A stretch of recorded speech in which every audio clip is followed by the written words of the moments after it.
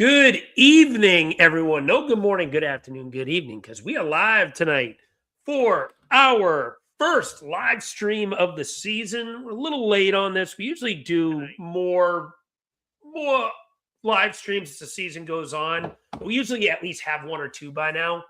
But we decided, you know what? First game of the West Coast road trip. It's a Sunday night. We got nothing to do. Let's have a live stream out of this. So tonight, the Philadelphia Flyers will be traveling out west to take on the Seattle Kraken.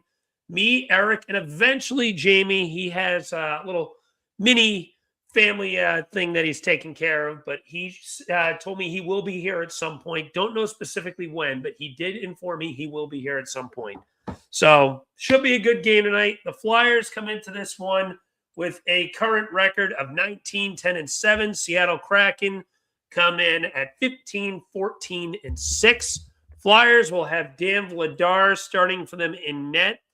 Goaltender for the Kraken. I actually don't know who's starting for the Kraken. Is it Joey Decord, I think?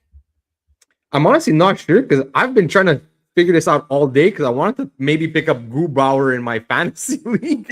I'm like, could somebody please confirm who's starting? I gotta run a stream goalie. I hope the Flyers still win, but with the guy I'm going to be streaming, at least let me win with like 2-1.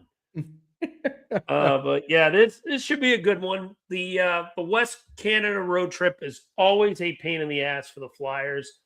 Always has been, probably always will be. But hopefully they can get off to a good start this season. Good start on the road trip and have a better Western Canada road trip this season. I personally will be happy with 4 points because I always expect the worst in it. Anything else is gravy. But yeah, Eric, what are you expecting for tonight? Well, look, Seattle had a hot start to the season a little bit. They were a little, I guess I could say they were overachieving. They kind of came down to earth like a lot. Look, they did win their last 3 in a row though. I'll give them that. They did win their last 3 in a row. But before that, it was a whole lot of shit. Let me just round this up. 1, 2, 3, 4, 5, 6, 7, 8, 9. Yeah, they have like before that they had like 1 win in like 12 games. So, look, I'm not saying because it's never an easy game. I'm not saying it's going to be an easy game. But the Flyers should. This is one of those games you have to win. Like, you need to win. You want to stay competitive in the East. You want to keep up with the Joneses. You got to win this game. These are the teams you have to beat. These are the important games. So, I think we got a chance. Vladar starting, like you said. Zegras on a bit of a point streak here. So, yeah, man, I think we're gonna have a good one on our hands. Agreed. Zegras, I think, comes into this with an 8 or 9 game point streak. I think he's at 9. He's been absolutely lights out for this team this season. I'm hoping that the little break doesn't really get these dudes off of their momentum right now. But hopefully the team can find some muster, find some mojo, keep playing with this same type of defensive tenacity that they've been running with. I will say I do want to see more though offensively. They were starting to show a little bit the last couple games, putting some more pucks on the net. So hopefully this continues to be a trend that we see from this team over this game and the next couple of games. But hopefully they build off of that. The break. I'm wondering how a guy like Michkov Ganders from it. He got almost a week off.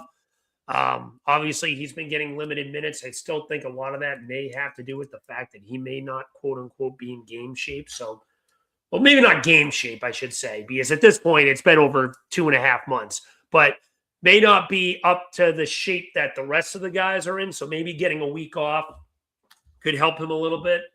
I'm also curious to see how Konechny continues his run. He's been playing pretty decent as of late.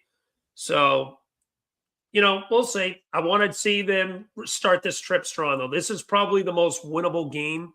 After this, they got Vancouver on Tuesday, I think at 10, then Calgary at 9:30 on Wednesday, and then a 3:30 p.m. start on Saturday against Edmonton before finally coming back home. that will end a run of 9 out of 10 on the road. So we'll see. Hopefully they build off of this. And yeah, fingers crossed. Tonight's a big one. They got to build off this. A win, they move back into second place. The Islanders lost, so they can move into second with 2 games in hand edge. And only be 2 points out of first, too. That's kind of crazy to say. It's nuts. It really is. Who the hell saw this coming at the beginning of the year? Yeah, no, the East being this close. Oh man, it's insane, man. And you see, like, and look at what Buffalo's doing, man. Like 8-2 in their last 10, and they're just moving up. They're technically tied with Florida for the last wild card. I guess they're out of it because of regulation wins, but like that's how crazy the East has been this year. It's like you just don't know. Like Buffalo was in last for like the longest time. And then like 3 weeks ago, they flipped the switch and like, oh, we're gonna play now. they're like just out of the playoffs, and like if they keep on going on this run, like shit, like, I don't know. Watch out, guys. Agreed. This Sabres have won what 8 in a row now. They've looked good, man. They have looked really good. So I'm curious to see if Buffalo can finally get over that hump for them just in general. But, this is going to be a good one for us tonight. Hopefully the Flyers can build off those 2 wins that they had at the end of the first half, I should call it. Not technically, but right before Christmas. They fought. What was more impressive about those 2 wins is the second game coming off a back-to-back against a well-rested Chicago team. Yeah, the Blackhawks are beat up. I get it. But the Flyers have always been an absolute mess off of back-to-back. So hopefully, they can build off of that and keep that run going. So we'll see. We'll definitely see there. Yeah, and actually, sorry, just to your point before, I was doing some calculations, but Zegras he's on a 9-game point streak, and he has points in 13 of his last 14 games. So that's pretty good.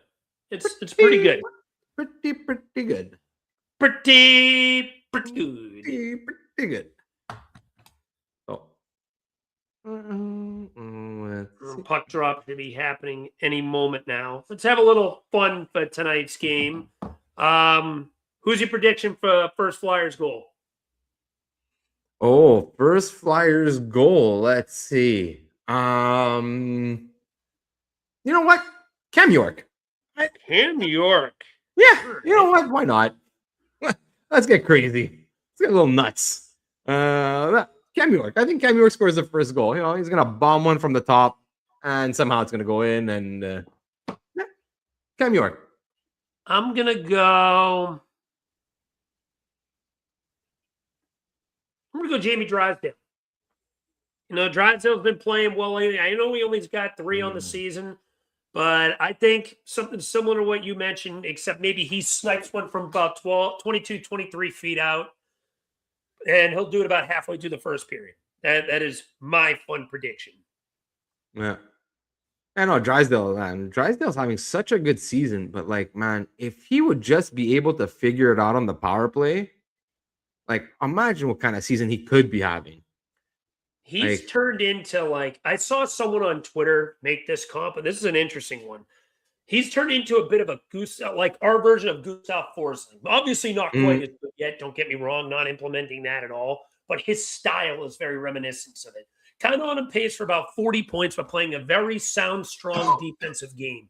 So when you see that from a player, that's very welcoming. Hopefully he continues to build off of that, and the Flyers end up really relying on them as this dude as a consistent top 4 defenseman, and maybe he can eventually play himself into the top pair even. I think honestly, I'm going to come out of the gates and say this. I think he's been better than Cam York so far this year, if you want my honest opinion. I think he's been the Flyers' number 2 defenseman, but just my opinion. This could go multiple different ways on where the Flyers go from here. But I think that he is really starting to show his worth for this team for sure. Oh, agreed. But I also want to say Cam York hasn't been bad whatsoever. I think he's been not implementing that at all. Well, yeah, but Yeah, I think we've mentioned this before. I definitely know I've said it before. I think Jamie Drysdale could be a first pairing guy. You just have the Flyers just have to find the right partner for him. Like, look, he's been playing really great with Emil Andre like so far this season. That pair has actually been really solid. But like I think against Andre, well, maybe we'll see. But like I don't know if he's really that first pair guy. I think you really want like a good someone like maybe like an Ekblad or something, like not him person, but someone like him, like to pair with Drysdale, and then if that can move Sanheim and York to your second pair, and you fill out your bottom pair with an Andre and Aristo, let's say, like holy fuck, that's a great top six. Oh yeah, man. Again, this team is lacking still a true number one defenseman, but they've got a lot of guys that fill in this role where, I mean, Sanheim's a legit number two. And then they got a bunch of guys that are strong 3 and 4s. Like I'd say York's a legit 3, just playing 2 minutes. I think Drysdale's a top 4 pairing defenseman. Risto's a second pairing guy, and he's probably going to be slotted more in the third line. I think Sealer's more like a number 5. And then you have Andre, too, who is looking like a good third pairing, maybe eventually pushing for a second pairing spot. Yeah. This team has a lot of strong, good, not great, but good defensemen. And then one pretty good one in Travis Sanheim. So I think that's a pretty good core to have overall. Yeah, that's why. Like I'm not too worried about our defensemen. Like, yeah, we could definitely use a legit number 1. But we have so much when healthy, we have so much quality in our back end. Quality and quantity, I guess you could say. Like, because look, like you said, Sanheim, I think is like a poor man's 1, but he's properly slotted as a 2. And then like you have like I think Cam York could be a 2. Depending on who his partner would be, like I think he could be a 2. Maybe is he better slotted as a 3? Probably. Same thing with Drysdale. Probably he's a 2. When he's playing at his top potential, he's a 2. So and look, if we have 2s and 3s in our top 6, like if our third pair could be a second pair, and like our second pair is a second pair, and our first pair is like a poor man's first pair, like I believe you could win like that. I think you don't always need that like absolute B superstar, like because if you're top heavy on your defense, and then you can't round out that 6 with like a proper third pair. Like look what happened, like we said with LA last year. They had to force play their first 2 pairs like into the ground.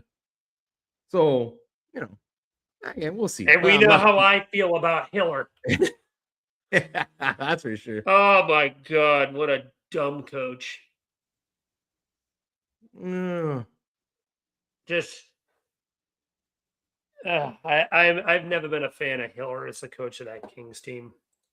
And in my opinion, he absolutely blew that series for them. No questions asked. Oh, he was just as much of a factor as the players were in that series. Oh, I agree. I absolutely agree. Some scores around the league for today. Columbus beat the Isles 4-2.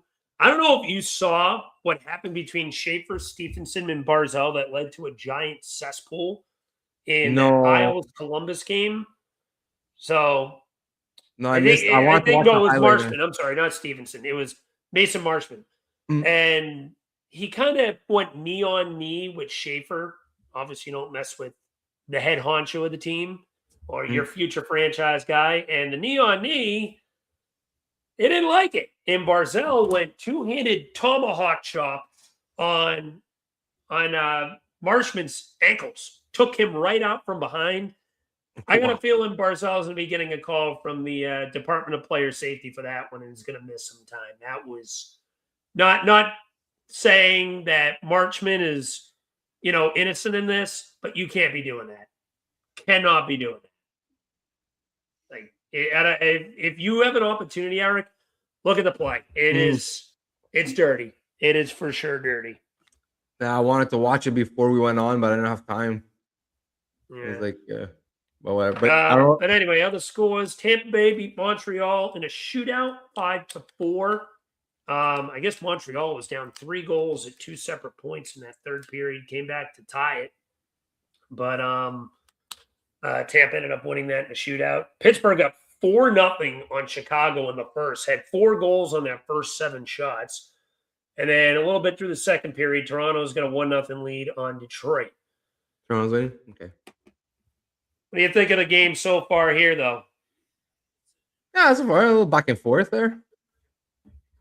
I currently got mine's probably a little bit behind yours because I'm using a streaming website, unfortunately, to keep up with it. But hopefully, we end up getting a win in this. But I'm hoping I don't see plays like a minute or 2 behind.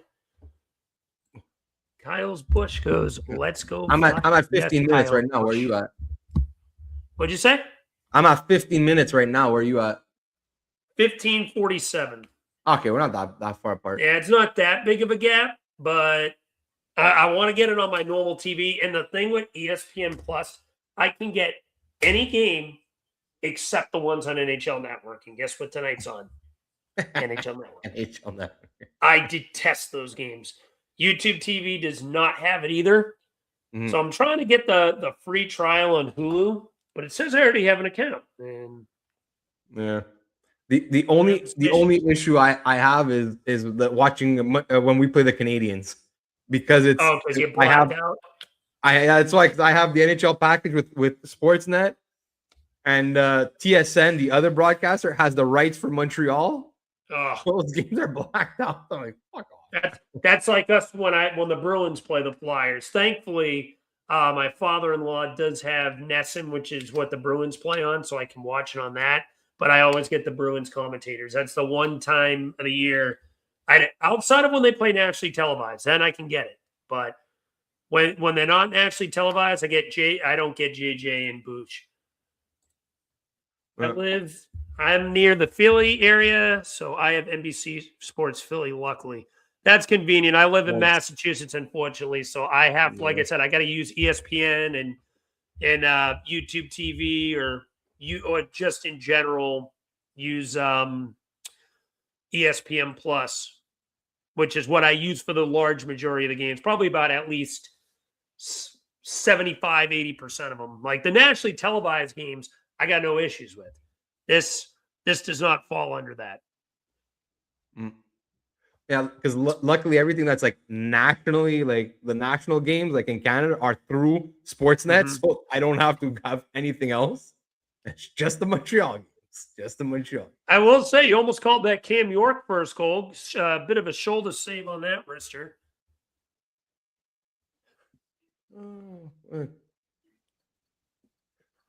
I used to have. Does have NHL Network? I think so. I think the only ones that don't have NHL Network is YouTube. As far as I've heard, YouTube TV doesn't. All right, I'm gonna try using the free trial for that then. I feel like the majority of this game, even though the shots are 3-1 Seattle, I feel like the Flyers have had more puck possession than Seattle thus far. Haven't really been too many high-quality bids. Just feels like an early, normal Rick Tocchet game. Hulu doesn't have NHL Network either. Thank you for tipping me off on that. I actually did not know that. Otherwise, I would have been searching on Hulu and got the free pass for it for nothing. That would have been a bad look. Man, who the fuck carries NHL Network in the States? I guess I did Google Fubo does, so that's what I'm going to do is do Fubo real quick. I'm going to make okay. A free account for that. I think. Oh yeah. Maybe they have like the NHL packages through them in the States. Maybe. Latino. But does Fubo No, it only gives me. That's weird. There is a 5-day free trial. Oh, I gotta do another search on this. I'm watching this on my phone. Yeah, but it looks like Seattle's starting to find their legs a little bit. Oh, come on, Yorkie. Oh, he almost did it for me.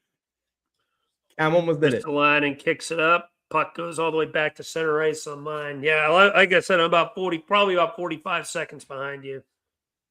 Tell you, man, that new fourth line there with Grebs and Gunstrom, Oh, so good. So good. Oh, shit. I just cracked something. Man, if we can actually, like, nothing against Abels.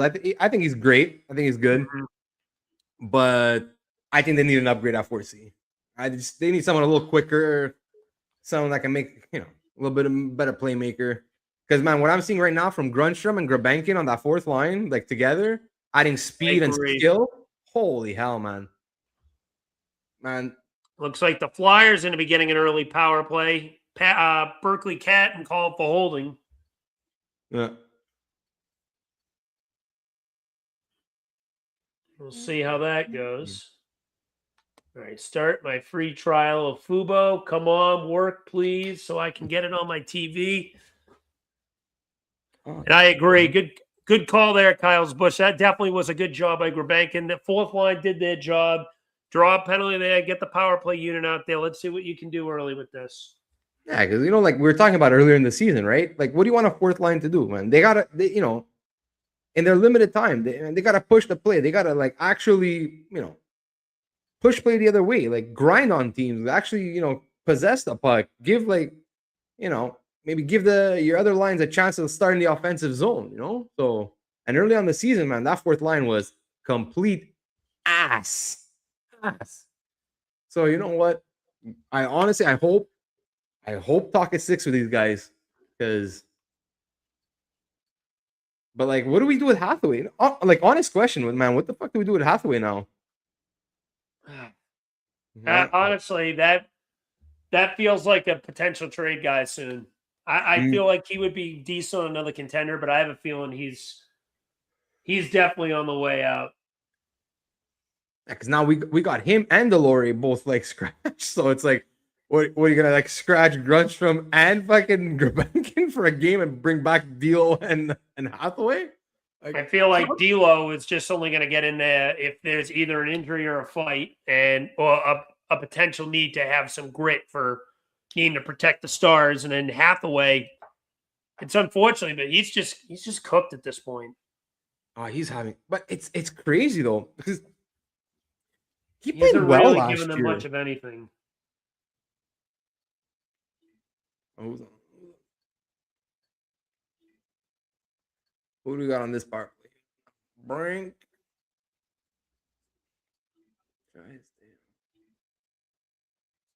Oh my god, did I have to swap to Pro?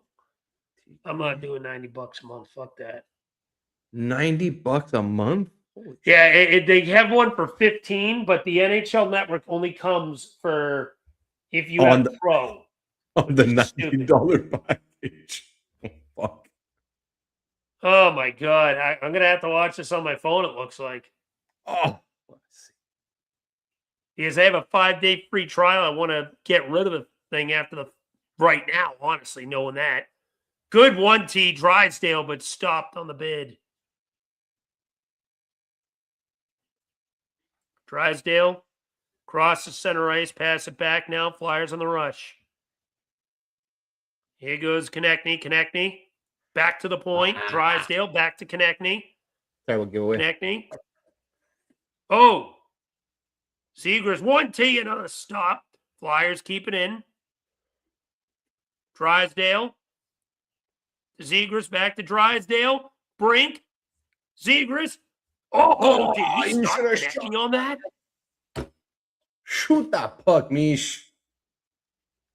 Oh. See, well, you're going to see it coming up soon, but this is exactly what I was talking about with Mishkov. What I think is wrong with him this season, he's overthinking things too much, and he's trying to force plays. He should have just shot that puck. He had a clear lane. Shoot it. I feel like that's just bad. That's overcoaching, and I honestly think. Like, I don't know. Is it overcoaching? Is it like he's just too much in his head? I think that's part of it. Like, he's had such a rough start from that. Like, they got to tell this dude, listen, you need to take a deep breath. I'm not going to, oh, you were right. He did have a clear path, and he just passed it back to the point. Yeah. Serious question. Why is Beach got behind the net? Oh, couldn't tuck that in. Not a terrible power play, but they did have some chances there. Yes, Serious second question. And why is unit I thought Michkov played always better. down low in the power play? I asked the same thing. He should be I have working right on the bumper. Let him either snipe it or rip a one-timer. I agree that I don't like him playing net front. no, I no, don't I don't like it understand why either. he's. I I mean, think he he should be in could the probably slot. do it, but he shouldn't be running net front. I'm I would 100% not. with you there. Yeah, I agree with you. 100. I think he should be in this. Well, I guess the bumper, the bumper's a slot, right? Because I don't know. Well, the bumper is like on one of the sides of the circle. So either towards the left circle or right circle. Michkov, being a Okay. left You're talking shot about guy, okay. Yeah, because should I don't be know. on the right circle, I think. That's one thing that I don't know when it changed, but when I was growing up, okay, it was half wall, net front, slot, top. Then all of a sudden they changed it to bumpers and fucking. They changed the whole terminology. I don't know when the fuck this changed. Like, I don't know. It's honestly, I would put this. This is. I would try Mishkov in the slot. Honestly, I I would try him it. there. I'd be fine with that. I would. He shouldn't be net front. The only other No, worst spot for him on the net front would be wearing the quarterback spot at the point. Grabenkin should be net front. Oh, 100%. Fucking put him there. Put Grabenkin there with fucking Mishkov in the slot. Either Jamey or fucking Cam York up top. Have Zegras on one wall and maybe like Bobby Brink on the other. Or something I'm like with that. you. I'm fine with trying that. And all Grabenkin needs to get that opportunity. That's what he had done in the AHL with the Marlies. That's what he's done out in Lehigh Valley. That's what he should be doing here. I truly do not understand why they play, why they're not giving Grabenkin at least an opportunity to play net front. I really don't like it. I really don't like that he doesn't got the chance. Oh, I mean, I hate it. I hate it. Drysdale has been very good on the power play lately. Like how he's been shooting pucks seems much more aggressive, which is what I think an issue is with our power play. I agree with that. Mm-hmm. You know, that was one of the things with Drysdale. I always did feel like he was a tad conservative. He doesn't let the puck or didn't let the puck rip. Now he's starting to at least take some shots. You know, he's got a decent shot. His skating is impressive, but I think he has a very underrated shot that he just doesn't utilize. He low-key is on pace for over 30 assists this year. That's very good to see, I think. Well, that's what I'm saying. If he finally opens up on the because he only has 2 power play points this year, 2 assists. Man, if he could figure it out on the power play and like really open it up and like get more comfortable and be that fucking quarterback that we're looking for, if he can add like another 15 to 20 points per year on the power play at the very minimum, holy fuck, man! Then we got ourselves a serious defender right there. Yeah, I agree with that.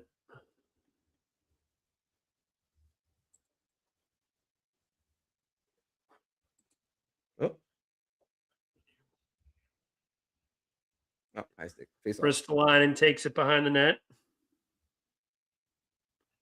Kicks it up. Here goes Michkov. Michkov kicks it back. Oh!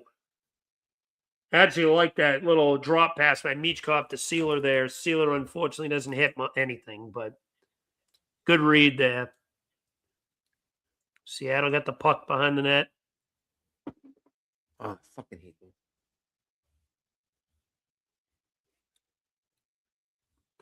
9 minutes to go in the first, at least on my stream. Scoreless.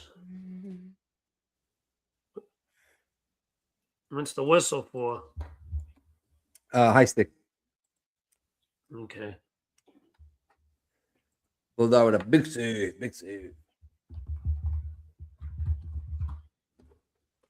Big slave Vladdy. Can't do that, Zegers. Can't do that.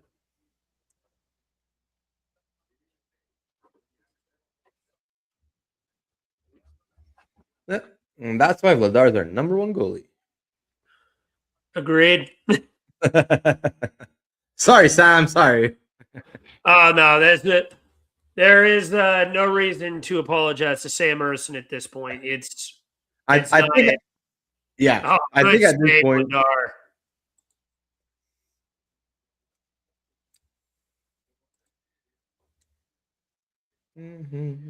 Denver Barkey.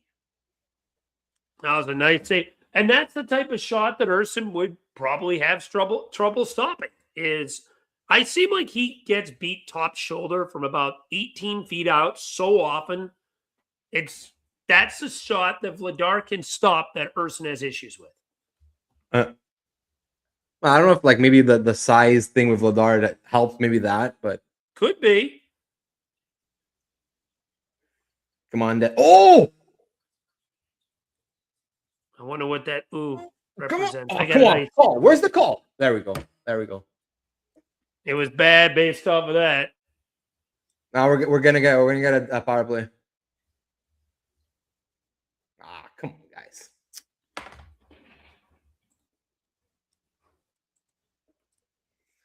You gonna see it. Denver Barkey doing Denver Barkey things.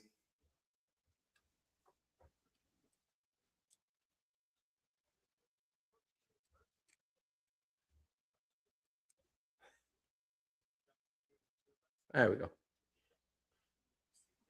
Oh, that's a nice steal by Barkey. Yeah, beautiful stick. That was a nice stick by Barkey. Oh my God, hold it half. Honestly, it could have been an argument for a penalty shot there. Did he have a clear breakaway? No, I don't think. It was too close. I wouldn't have called that a breakaway. I wouldn't have. I would have. Yeah, no. I don't think there was enough separation for a breakaway. That was close. Very close, but they were kind of side to side.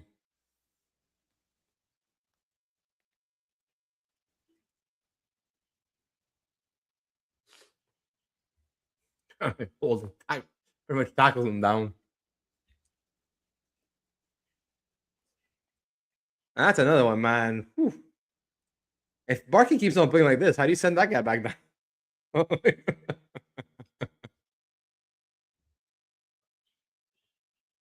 Clear as day. Hold.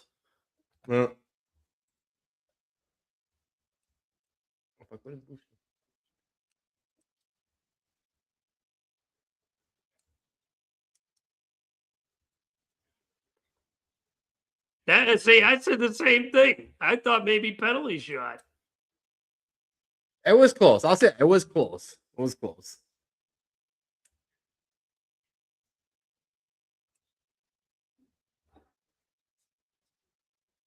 Okay, deflection.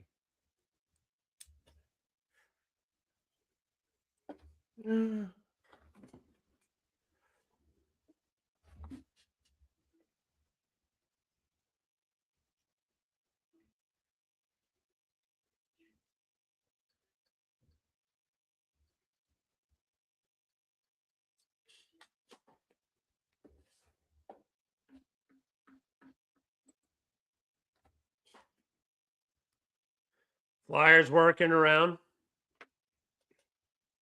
Oh, DK. Drysdale to Konechny. Oh, Coots can't bury that. Oh, loose puck and it's cleared. Is that delay a game? No, it's not. Oh, maybe it was deflected.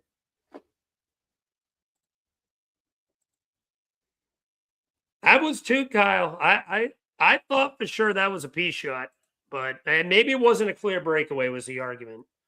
Unfortunately, I do not have the NBC Sports Philly feed right now, so I don't know what Booth said. Yeah. Oh, I have feed. Unfortunately for tonight, I got the NHL Network feed. Yeah. My TV volume is pretty low, so that the mic doesn't catch it, so I don't hear everything.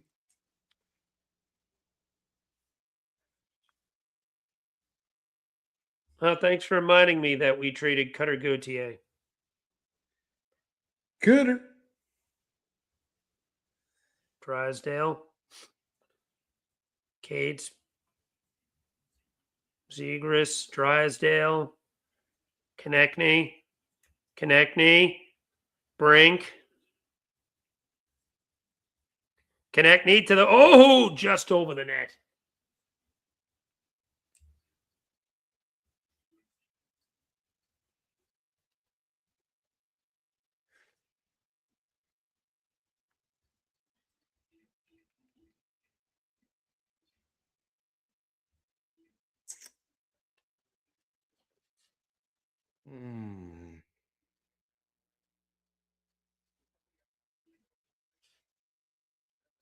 Now we got to reshuffle these power play lines, man. It's not working.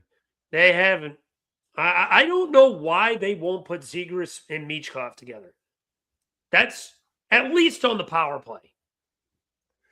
They don't want to. What was I listening to? I feel there was somebody that was talking about it, but like they're like because he doesn't want to like overload the first power play unit because like early in the season they were giving up a lot of odd man rushes or whatever. But at a certain point, Who man, like cares? It's the power play. Hey, you get if you're worried about defense on the friggin' power play, then that's an issue. it's like, come on, man, like That's pathetic. That's a don't work it pathetic out. read But in like, my eyes. Like you have Zegras, Michkov, Konechny, and then I'd say like you could choose. This is where I miss Forster. I'd throw him yeah, on that fourth guy, but if not him, obviously right now, maybe Tippett, and then I'd say no, probably not because they need someone to take the draw. Maybe they put Cates and then Drysdale or Andre you know or what? even I'm actually Couturier. If you want. I'm kind of surprised Andre hasn't gotten a shot on the power play. He should. He Yeah, plays a good he's probably their best offensive defenseman right now. you would think maybe like on the second power play unit you go like two defensemen and Andre is one of them. Like, fuck not. That'll be an icing. 5:09 to go. Pittsburgh up 5-1 on Chicago at the moment. Holy shnikes. But Chicago's man, they're decimated with injury right now. I mean, they are, but Pittsburgh Like, going into the break looked horrible. Oh yeah. Oh, don't get me wrong. No, Pittsburgh's terrible, or has been terrible like basically much since October. But like when you already like Chicago, a team that's like just still kind of in their rebuild, like looking to come out maybe soon, but like then you lose your top two centers in Bedard and Nazar. Like that's gonna hurt. That's gonna set you back a little. Oh, for sure. That's probably two of their best three offensive players that kept them in. Like there's so much Spencer I can do. Dvorak, Konechny 1-2. They're getting chances. I don't mind the way they've played here in the first period, at least offensively. They've been getting some bids. No, a solid first period so far. A solid first. Little slow to start. Yeah, first 6 minutes, kind of sluggish. Once I got that first power play, offensively, they picked it up a bit.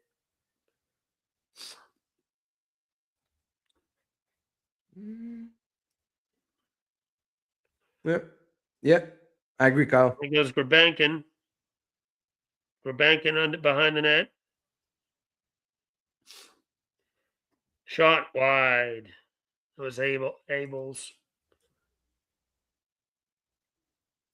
I'm telling you, since they put Grabankin and Grunstrom together, even like Grabankin's game has improved so much. And yeah, I agree.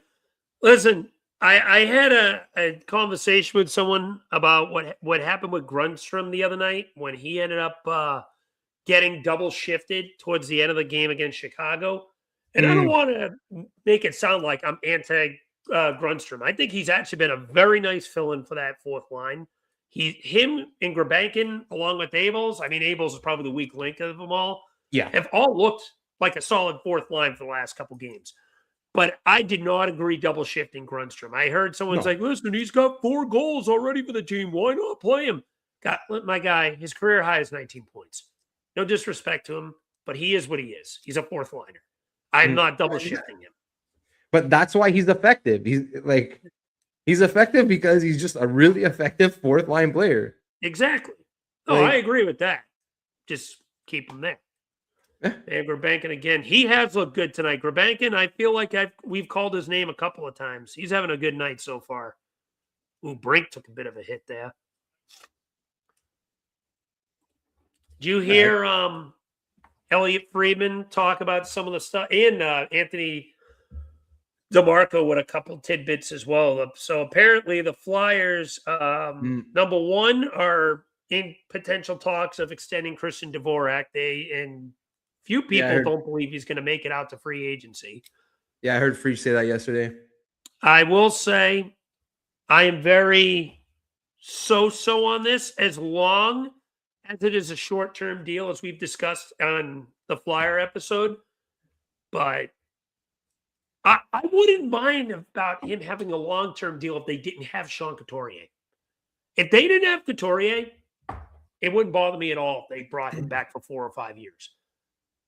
But they have Sean Couturier, and they already have an anchor. So I would prefer to go no more than 2, but I don't know how confident I am that they're going to end up doing that. So realistically, he probably, and the next best option, in my opinion, would be moving him at the deadline. But I don't think that ends up happening either, especially where this team is right now. They're probably going, maybe even potentially buy a little bit. Who knows? Maybe. I'd be quite surprised if they ended up, as long as they don't give up real assets to buy for a short-term run, I'm okay with it. But they can't go crazy. This team is still very young. They're still very limited. I feel like this team has a better chance of making the playoffs than the team did in 23-24 that fell short, where I was adamant then, where I said, I don't care where this team is in the standings, sell, sell, sell. But where they are now, this team is more talent than they did 2 years ago. They're in a better spot. They're not going to have a goalie that's going to get pulled up, get the boot for a sexual assault case. So I'm a little more confident in them buying this year, though. Hello, my TV. Yeah, but I think even if they do buy, it's gonna be like 4C or I don't know, maybe bottom 6 winger. If it's gonna cost you maybe a 4 or a 5, who the fuck gives a shit? Just if it's something like that, I'm fine with it. Yeah, just don't overdo it. No, it's not the year. This is the year you go. If you make the playoffs, you go with what you got, and you honestly you hope for the best. Yeah, maybe if you want to buy a bottom 6 center for as you mentioned, a third or fourth, maybe a 4th round pick. I don't want to give up anything more than a 4th because I don't believe they have this 2nd round pick this year, if I remember correctly. I'll check that right now. I think you might be right. I think they traded him. They traded this 2nd round pick to Carolina as part of that Tony DeAngelo trade a few years back.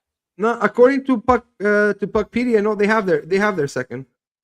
Are you sure? I could have sworn they were short a 2nd round pick this year. I think it wasn't last year. Last year they had it. No, they had 4 2nd rounds. Yeah, they had 4. Year. I know it wasn't last year. No, according to Money Puck, it's theirs, their own.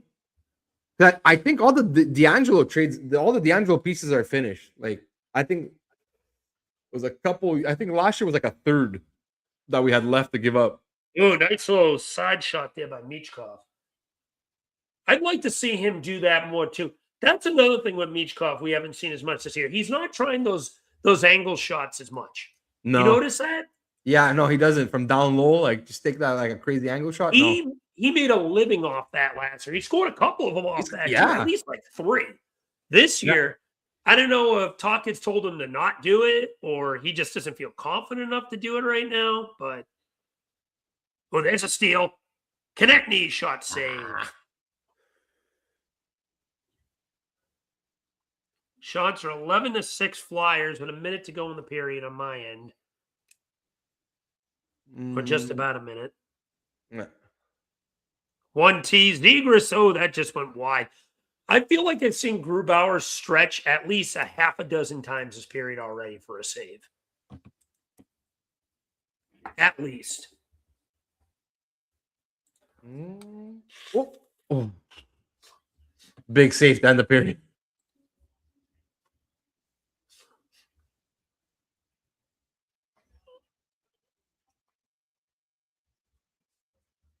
And there we go. End of the first period. Well, that tells me that it is a scoreless first period. My thing is 23 seconds to go, but let me see this save by Vladar. Yeah, he pulls a nice little save there. Ooh, right there, right at the end. See, here's the rush.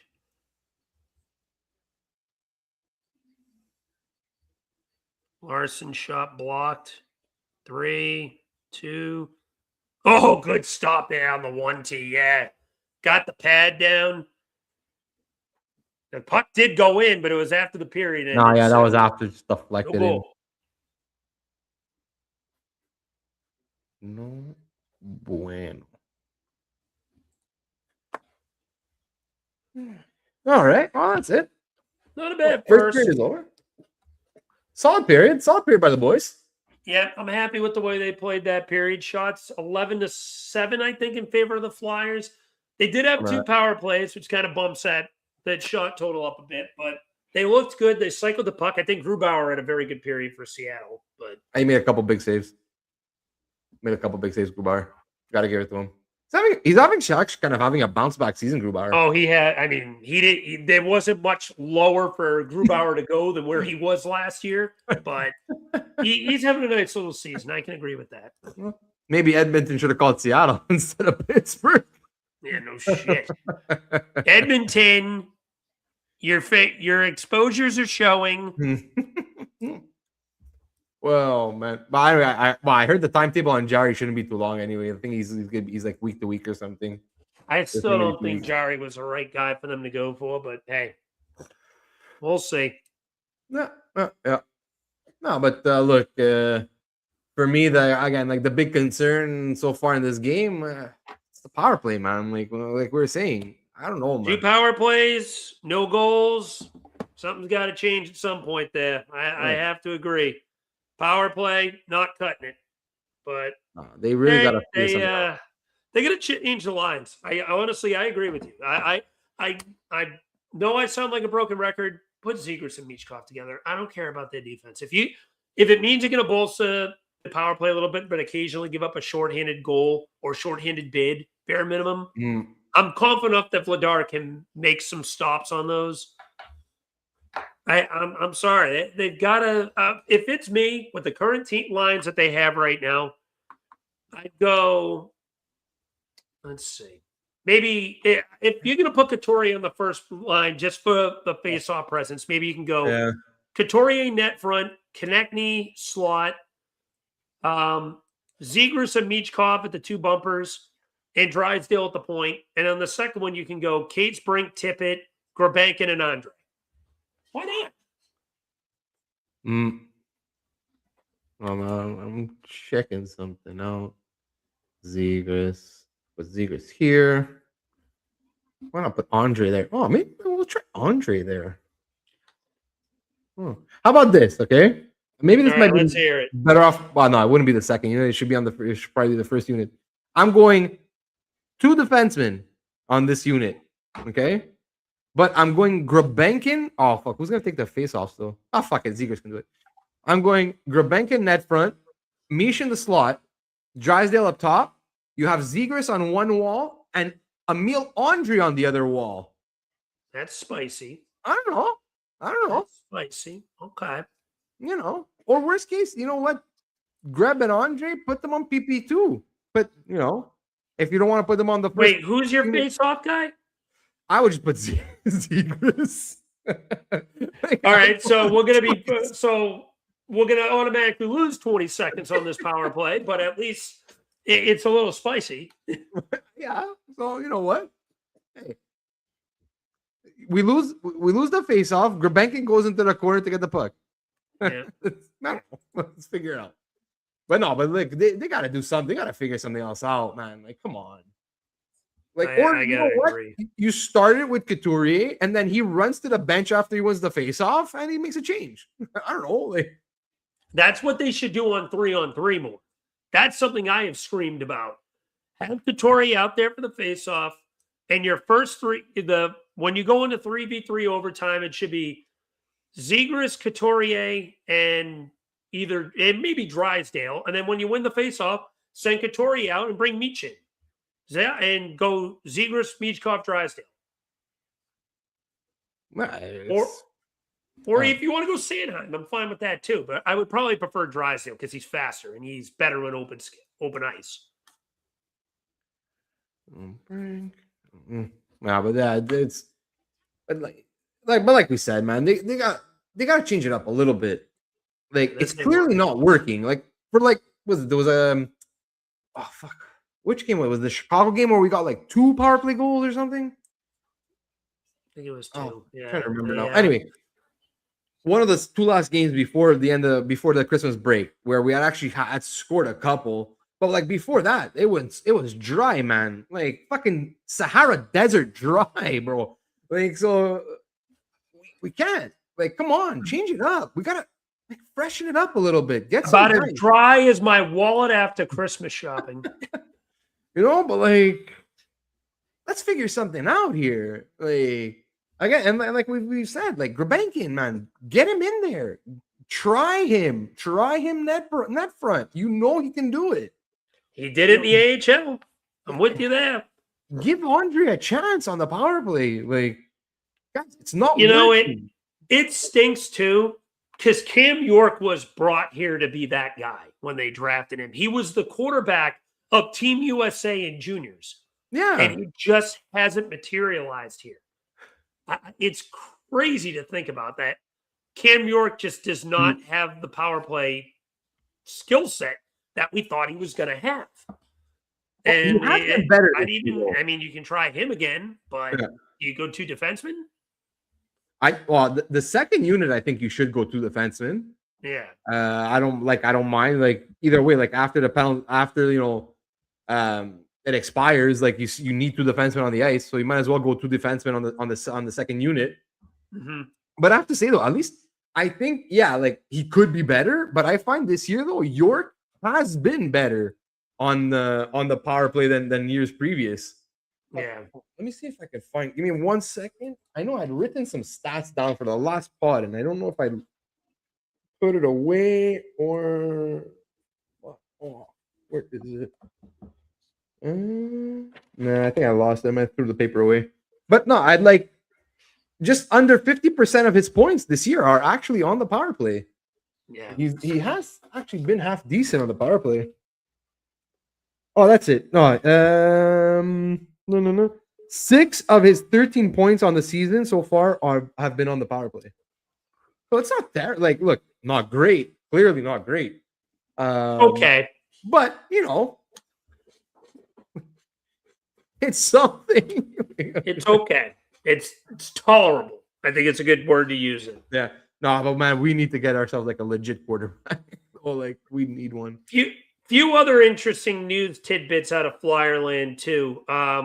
So another thing Friedman mentioned, the Flyers and Igor Zamula look like they're heading towards a divorce. Zamula seems interested in a mutual termination of that contract, which would open up 1.7 mil of cap.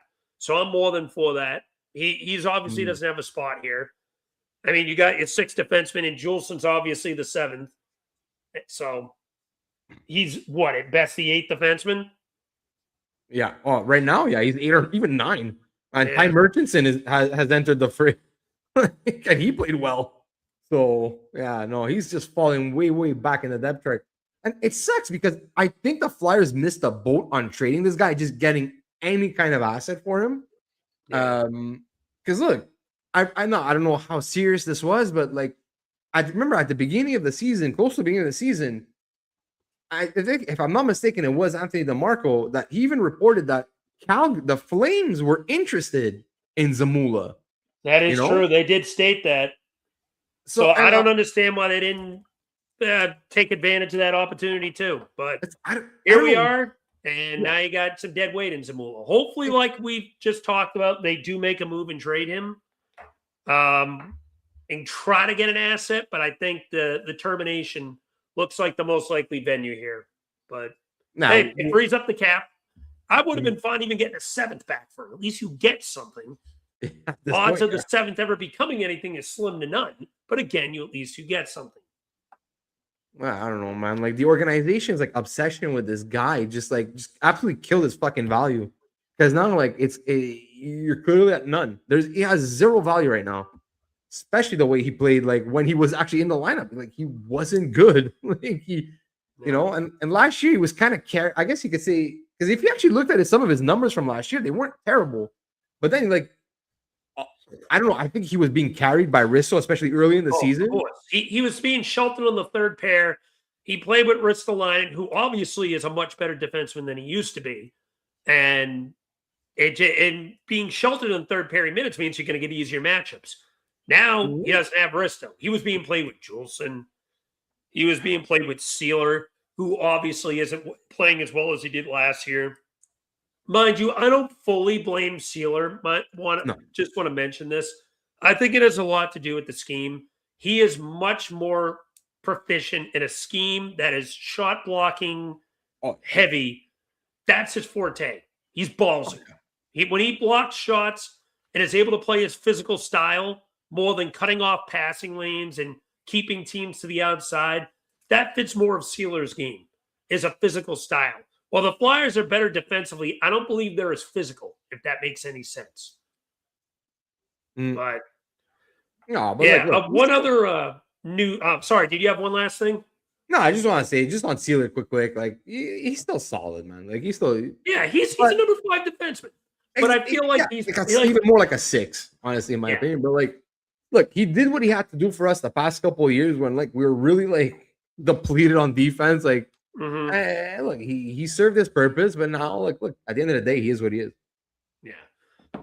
And now you've got a little bit of a decision to make on what do you do with him eventually, because Bach's on his way. He's going to need a push for a spot.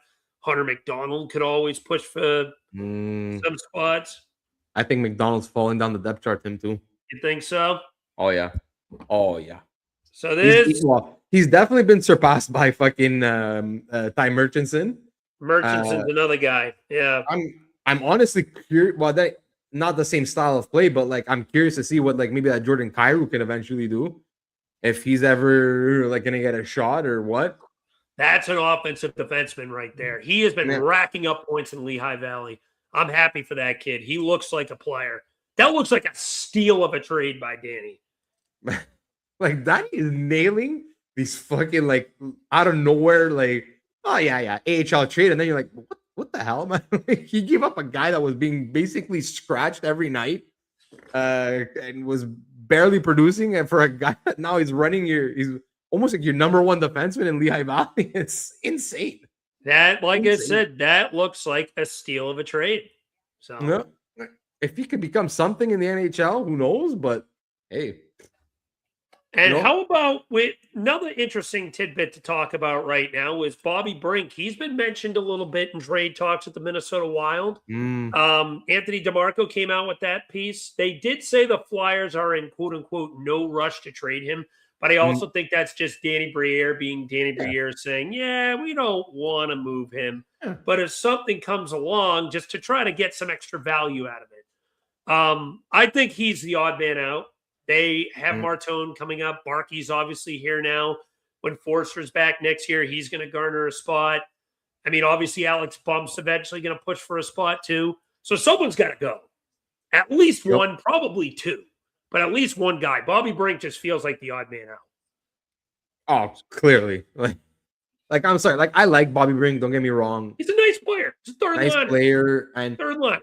I'll give him all the credit in the world, man. Like, was it not this offseason, but the offseason before, man? He really put the work in, and he changed his game up, and like he's harder on the boards. He's gotten faster. Like he's a good little player. He is. He's good.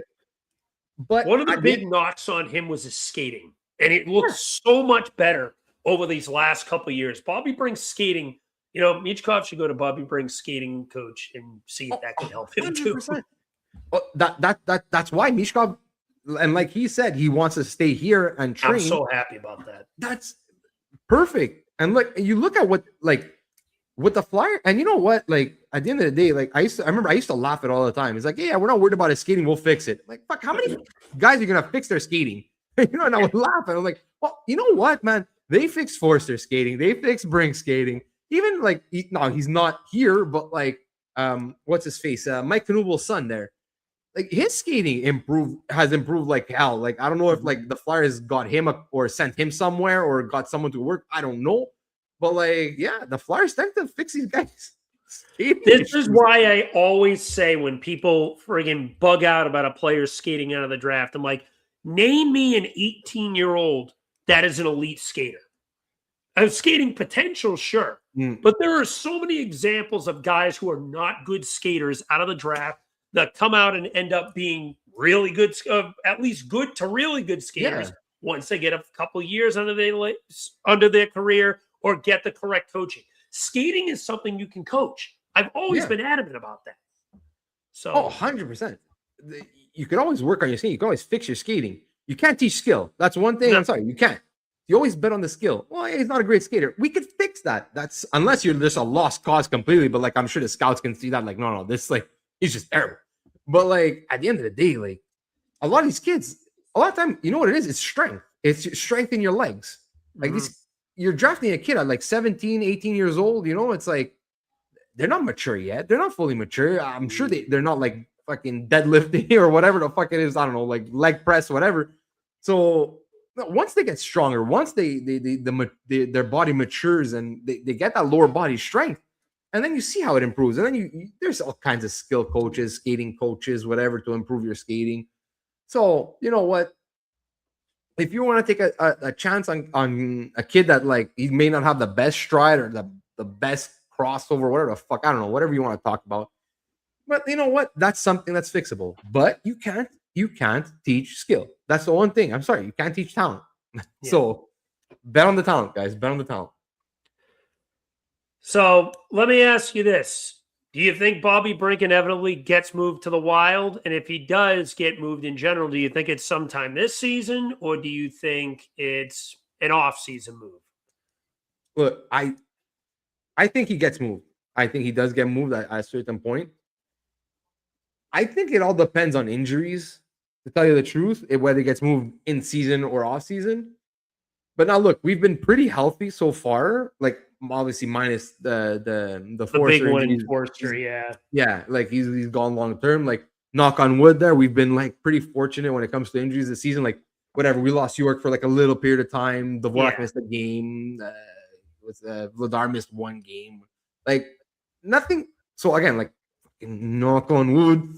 It's we've been solid injury wise, but like if ever there's like a rash of injuries, then no. But I don't know. It's a guy I could see possibly being moved, especially like if they want Porter Martin to come to the Flyers right away after his I think that ends up being the case. I think Martin, the moment his college season ends, and fans, just something to bring up. Everyone was freaking out when he didn't sign right away, saying, "Oh, this could turn into another Cutter situation." No.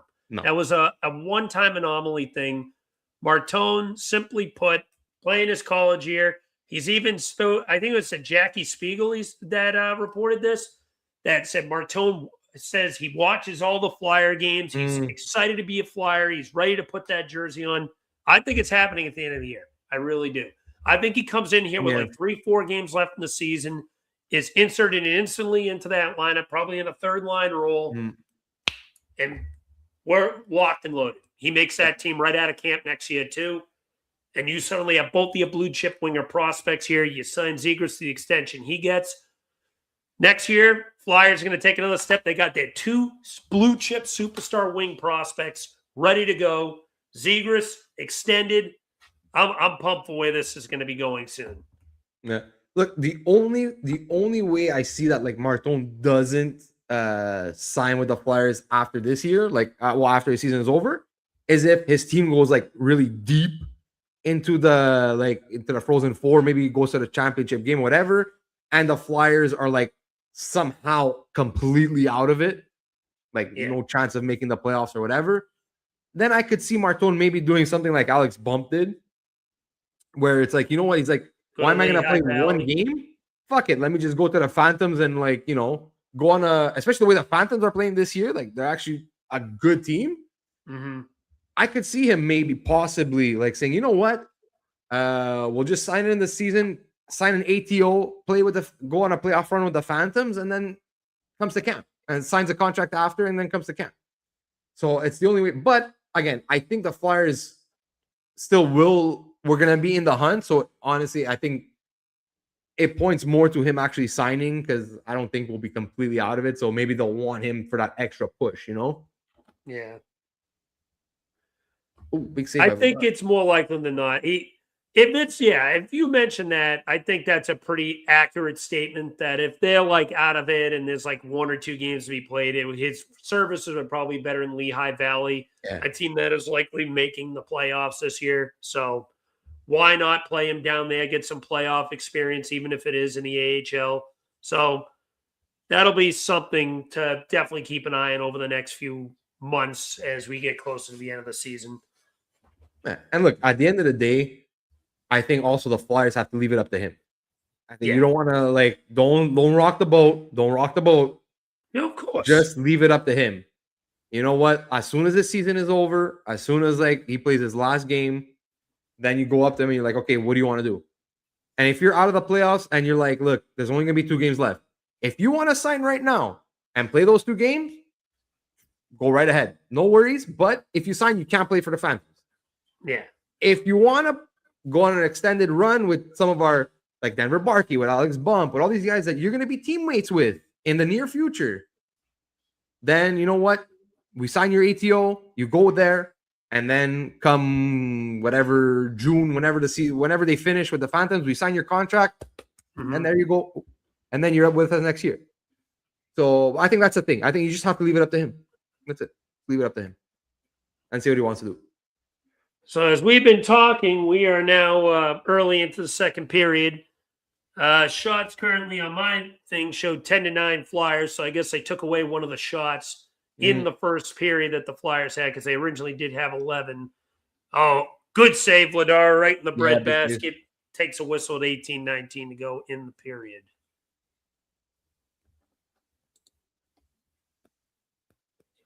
Yeah, was it Seattle? That was a bad turnover there. I think that was Rodrigo Abels who coughed that up. Flyers do catch a break, though.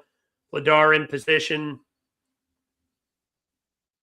Oh, another strong. And Andre got smoked, too.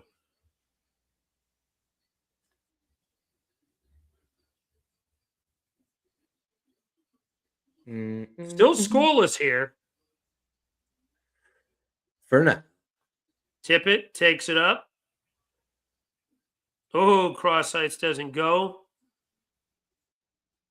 What's your impression of Barkey so far, now that he's got a couple games under his belt? Like, obviously, he had that great game against the Rangers, his first career game, and then I won't say slowed down, but kind of settled in a little bit. 2 total points in his first 3 games.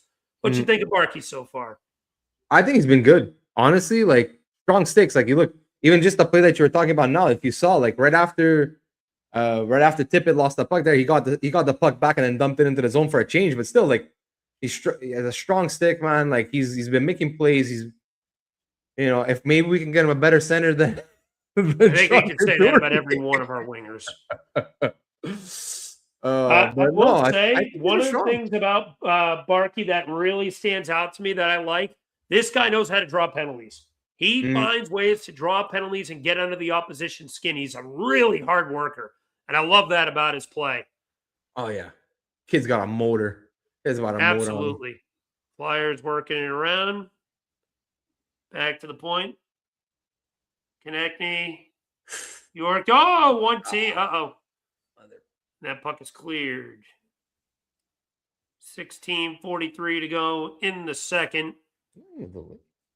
Zegras kicks it up. Shot up. Blocked. Here go the Kraken the other way. Eberle breaks it up. Here go the Flyers the other way. Save, Sanny. Oh, that's a bit of a cough up. Kraken going the other way. So I guess no one's covering Jordan Eberle there as he taps in a one-timer, and it's 1-0 Kraken. Whose man was that? Who do I need to yell at?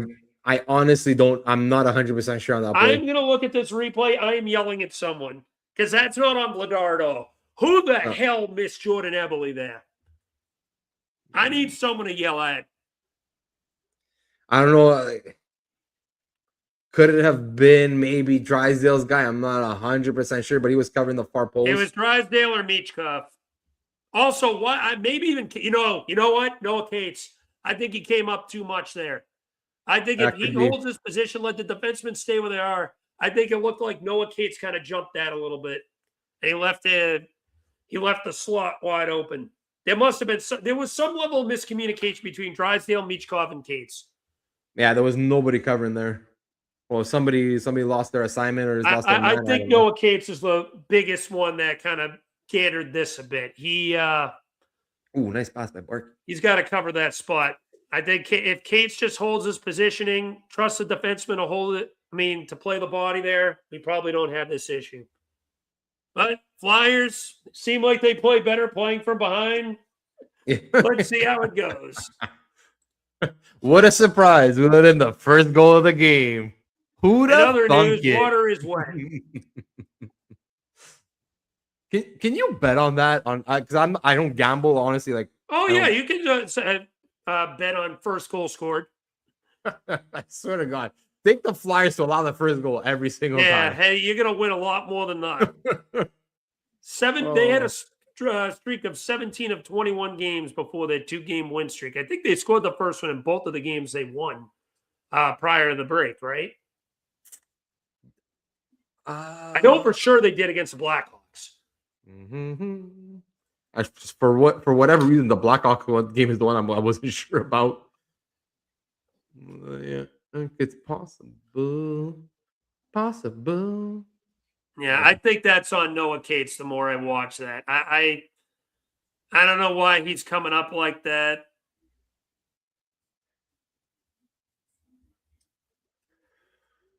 I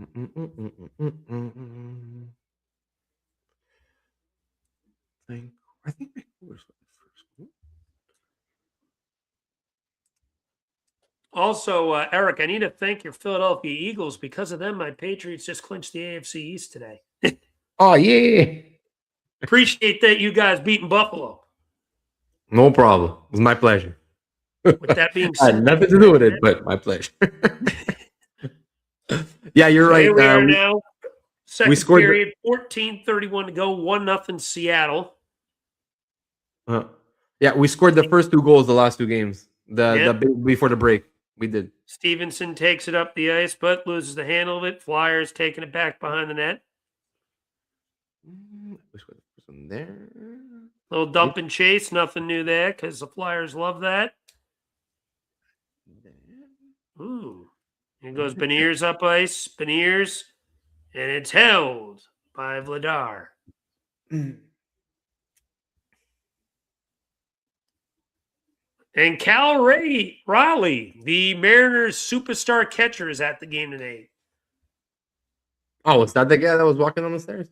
He was second in the league in home runs this year. He led the league in home runs this year, but he was second in the league in MVP voting, only behind Aaron Judge. Okay. Yeah, I was watching. Why is the camera on this random dude walking down the stairs? Yeah, Cal Raleigh. He's a stud. Okay. Yeah, I don't watch baseball. Well, I used to, but I don't watch it. Lindgren, 1T block. You know, the Flyers. Flyers taking up ice. Puck deflected and out of play. What the hell did the commentator just say? 13:47 to go.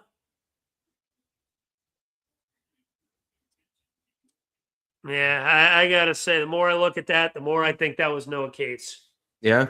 Okay. He kind of jumped on that a little much. Should have held his passing lane and trusted York no, it wasn't York back there. It was Drysdale. Should have trusted Drysdale to play the defensive lane that he had. But is what it is. It's only 1 goal. It's only 1. A long way to go. This team has had plenty of history allowing that first goal. But again, you want to start that West Coast road trip off strong, and losing to Seattle wouldn't be that. But got over half a game to play. Yeah. Still got a lot of time. And now I see a commercial of Brad Marchand and a Tux being repped by Perry Ellis. Not what I had on my bingo card tonight. I want your opinion on something, because on hats, on caps, like on hats. Like, I fucking hate the hats that have the string that go like this. You know what I'm talking about? The string? Yeah. It's like, see, like over here, I'll come across. It's like a piece of a shoe, not like almost I'm like a gonna see if shoelace. I got one of my snapbacks because I never really noticed that. Yeah, you're See, gonna for see. me, I like fitted hats. I like fitted Mm, hats that are like large, extra large, because I got a big ass head mm, that just fit comfortably for me. I don't know. yeah, But I've no, never really noticed that with hats is the no, it's string. I you it's a new style now. It's like this year, I think even last year they had a few hats like that. And I don't know. You'll see that they actually like just zoomed in like on a fan that's in the stands, and he actually had a really nice Seattle Kraken hat, but it's ruined by that stupid string. Like I I find gotta it say so it because ugly. I haven't really noticed it. Even look, if they have a shot of Urson, like look, I saw it before. If ever you see Urson again, he's wearing a Flyers hat, and it has Mhm. that white string that and comes right across. I don't know. I'm because I'm a big hat guy. Like I have a lot of hats, and like it just bothers me. That stupid string it bothers me. Let it be known, Mr. Eric Martino, major hat connoisseur. Like just don't put that stupid string. I don't know. Just don't do it. I don't know. Simple I as that. mean, like I said, I usually have my hats backwards because I can't rock a hat forward. It looks weird. Hold on. You know what? Grab one. I think they got one.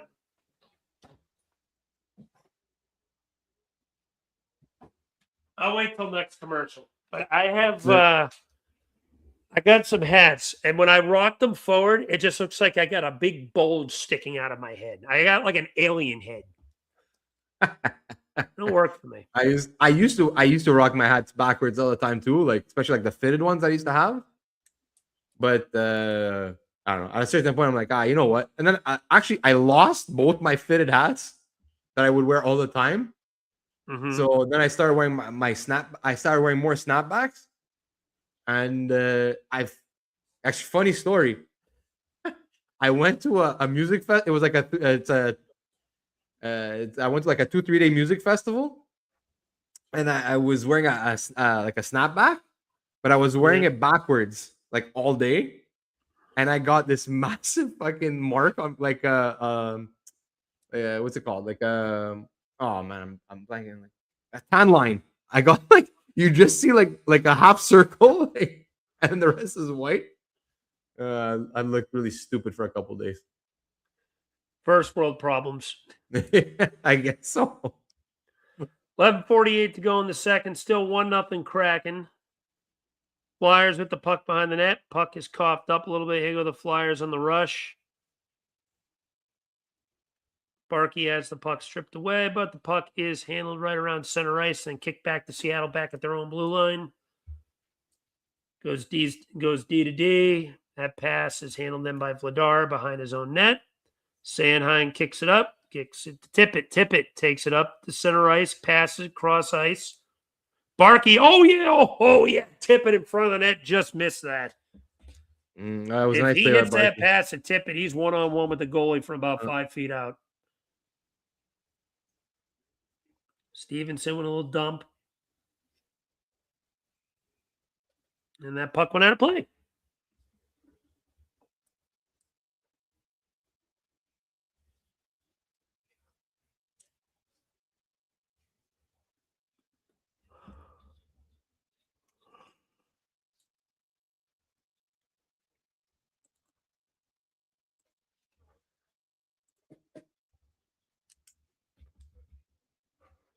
Come on, TK, do something.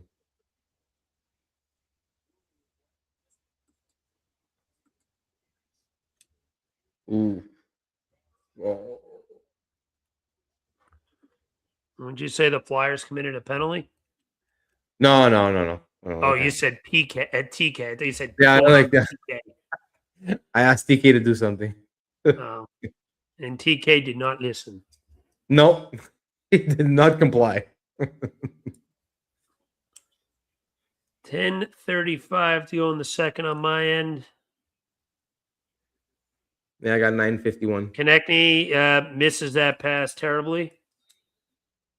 No icing. His puck is handled prior. Here go the Kraken. Draw pass has room, but shot is blocked. Here go the Flyers with a 3-on-2 bid here. Konechny, another bad pass. Not a good shift from Konechny. No.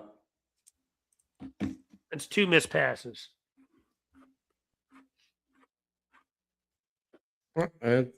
Officially halfway through the game, missed pass there.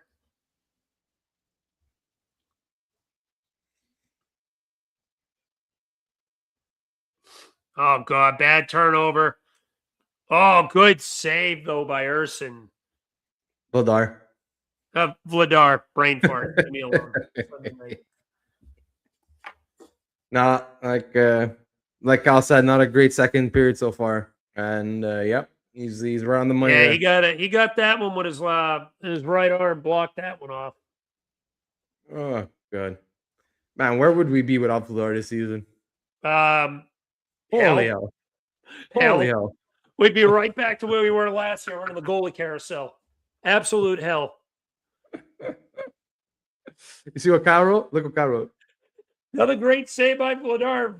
Geez, great save by Erson. Words never spoken before. Listen, I'll give him credit. He's actually good in the shootout. He's a good shootout goalie. Yeah. It's weird. He can actually make some good high-quality saves. He just lets in too many damn he lets in the softies. That's the problem. Oh, my God. He's probably got the worst low-danger save percentage I've ever seen in my life. Yeah. That's the issue with him. And he could stop the ones he's supposed to stop. He probably have over a 900 save percentage, but he lets too many of those in. Yeah. Like it was it last episode, 2 episodes ago, while I was breaking down his high danger, low danger, medium danger. It's like high danger. I bet his low danger save percentage is barely over 900. When a low danger goalie, you should be looking in 930, 940 range. Can I see that? Hold on. I'm going to actually check and see if I could find that on my. I bet it's barely over 900. I don't know if they actually have it in save percentage for low dangers. Oh, my God. This San Fran and Chicago game is a shootout, too. I got that on my other TV. 21-21, and it's just the beginning of the second quarter. Oh,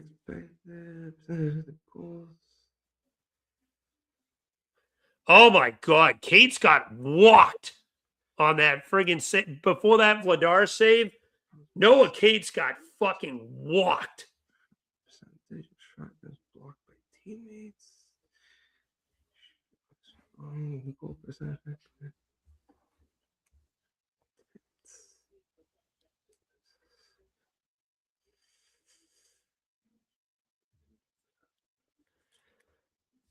Shane Wright lose it. That's a name. I hope that Flyers. That would be another name that I hope the Flyers look at center as a guy like Shane Wright. The Seattle Kraken have so many damn centers now. Berkeley Catton and Jake O'Brien aren't even here. You already have Matty Beniers. You have Shane Wright. You have Chandler Stevenson. Yeah, no, they're loaded at center, Seattle. They could. I think they're playing Catton on the wing right now, but he's a natural center. Actually, you know what? It's kind of weird. So maybe it was just a small game sample, but like, now this is obviously according to Money Puck. That's where I usually get all my stats. But his high danger unblocked shot attempt save percentage is actually an 814. So his high danger is very low. His medium danger is 915. Oh, good bid on by York. His low danger is actually 940. 940? Yeah. Sure don't feel like it. No, it doesn't. That's what's weird. It doesn't. He has too many when we're just like.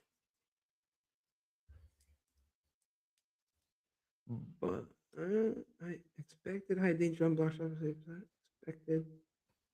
Battle amongst the boards. 8.5 to go in the second. Flyers got a rush going the other way. Here goes Tippett. Nice move by Tippett, but he can't keep the puck there. And here go the Kraken on a 3-on-2. That puck is now cleared into their own end. Tippett takes it up.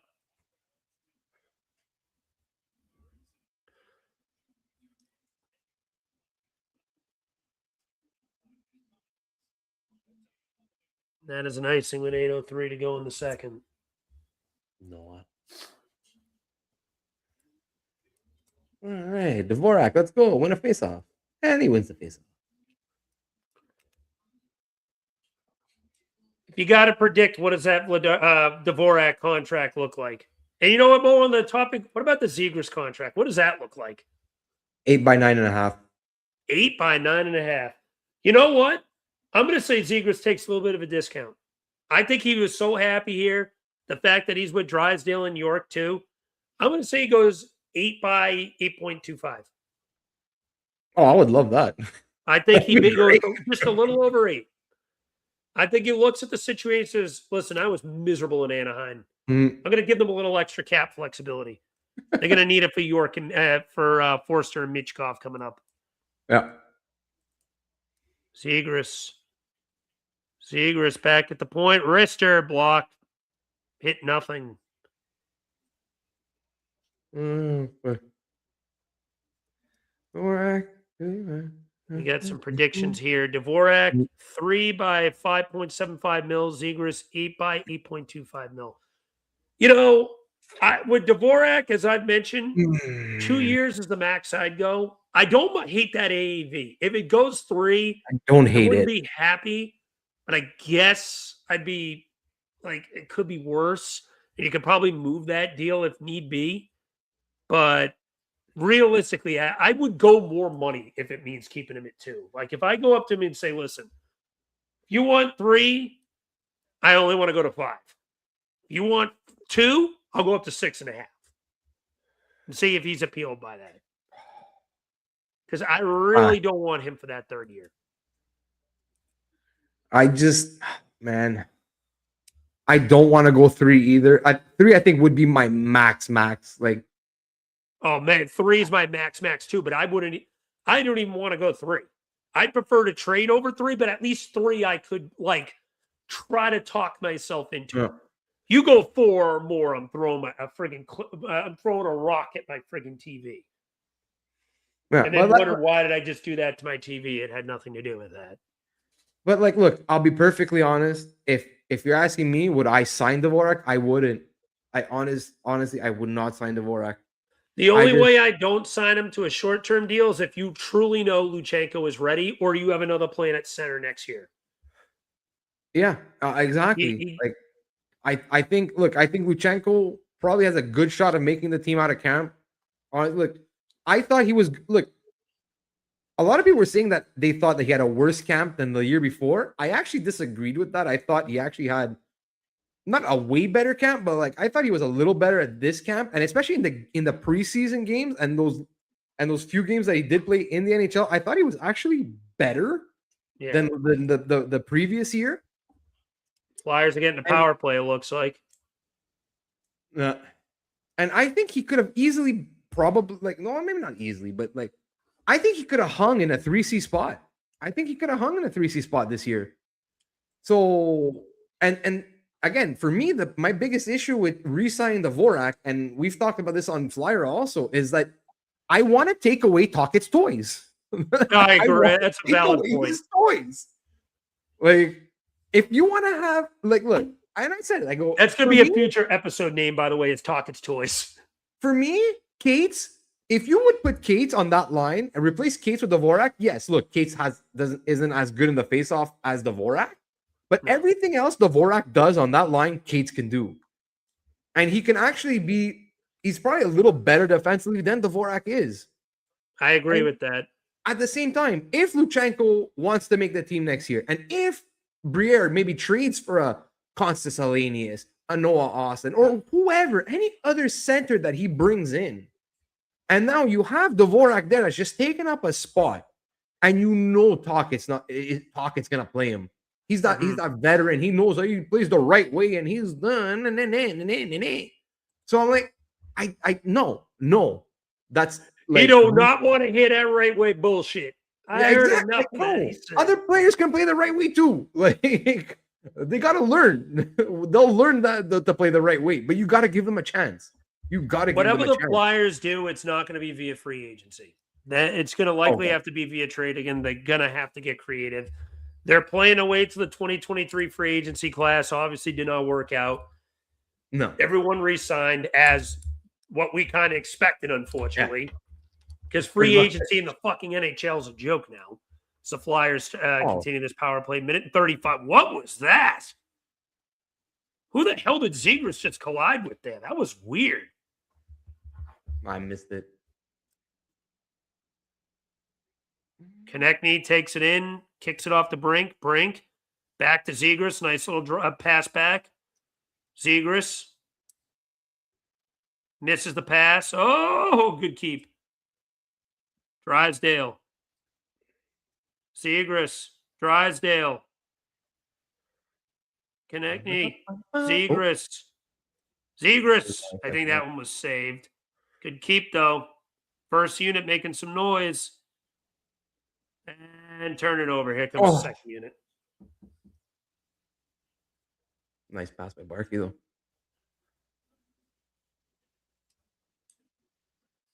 Yeah, and 0 for 3. Oh, sorry, Alex. Huh? Nothing. I didn't say anything. Oh boy, something just happened. I don't know what. No, nothing happened. Well, don't say nothing about nothing. Nothing happened. Is what I was trying. Nothing happened. Barkey. Oh boy, Barkey's is draped. Tip it. Next time makes a nice pass. Secrets. No, puck cleared.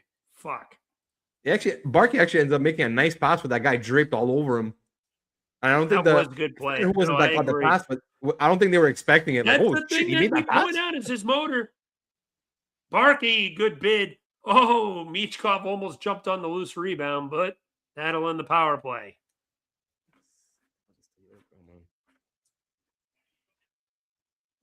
Beniers.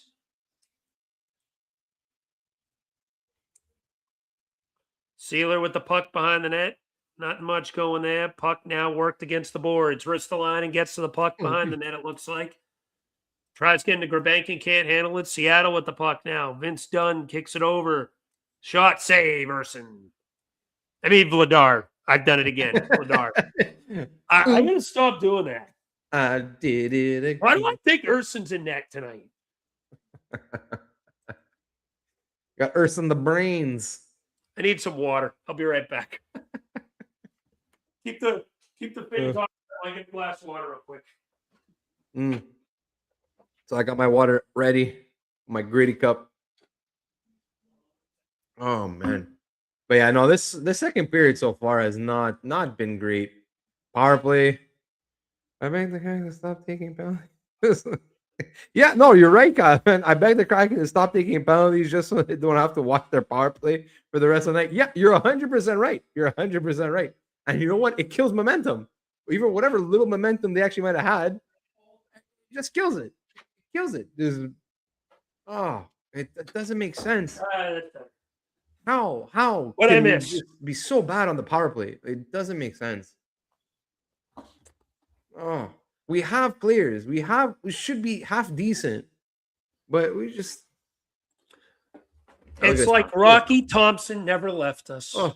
You can take Rocky Thompson out of the Flyers, but you can't take the Flyers out of Rocky Thompson. Oh, God. That sounded very gay, but I don't care. I'm just curious. Where's our power play rank now again? Because I know it was dropping at one point. So let's see. What'd you say? Where are our power play ranks right now? Oh, I think it's in the mid-20s. It's got to be mid-20s. It's free falling again. Yep.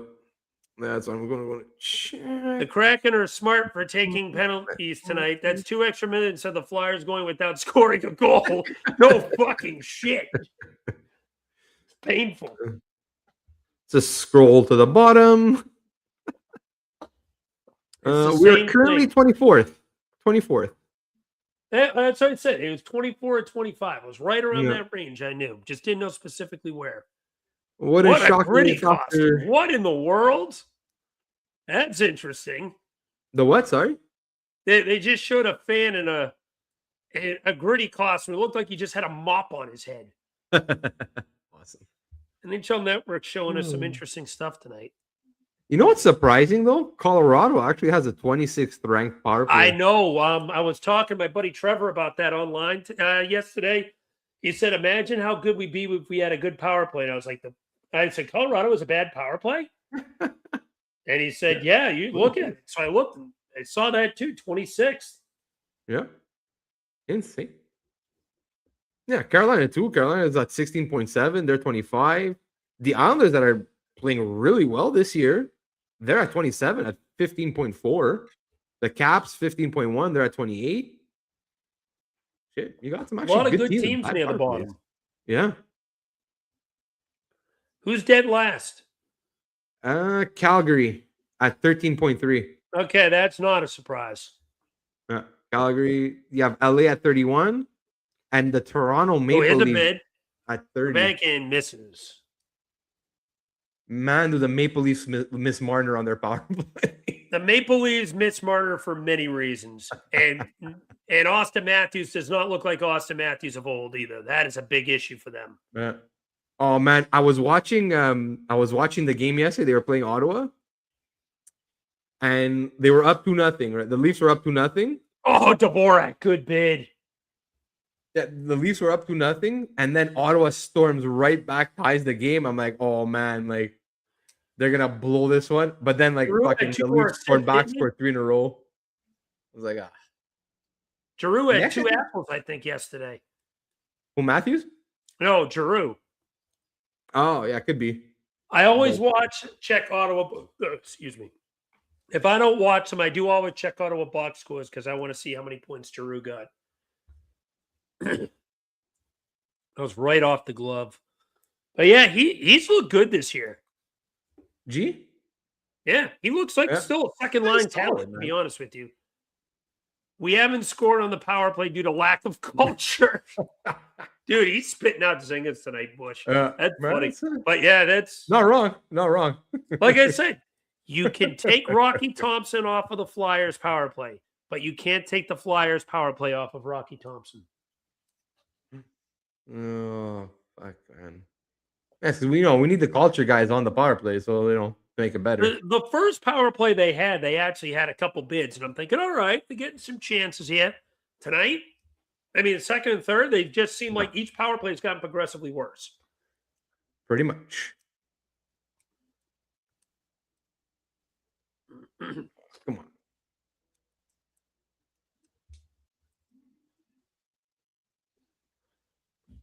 No.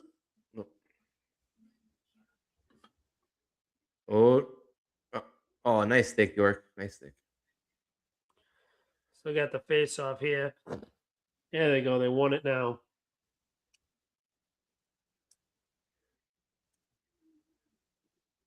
Come on, let's. Wow. Minute 35 to go in the second. Oh, another turnover, another block shot. Cam York takes it up, then kicks it off to the side. Then it's dumped. Larson behind the net. Tip it over, skates it. Here go the Kraken the other way. Dumps it in. Uh-oh, they got a man in front of the net, thankfully. York ended up breaking up that play, eliminating any danger. They had a chance to get a pass right in front of the slot with no one there. Good defensive play by York. Remember that if the Flyers tie or win this. Very underrated defensive play. 50 seconds to go in the period. Yeah, there we go. Oh, fucking Eberle. What'd Eberle do? Nah, good defensive play. Then the second period. 30, yeah. So end of the second, 1-0. My stream still has 26 seconds. I just want to see what happens in those 26 seconds to give some commentating on it.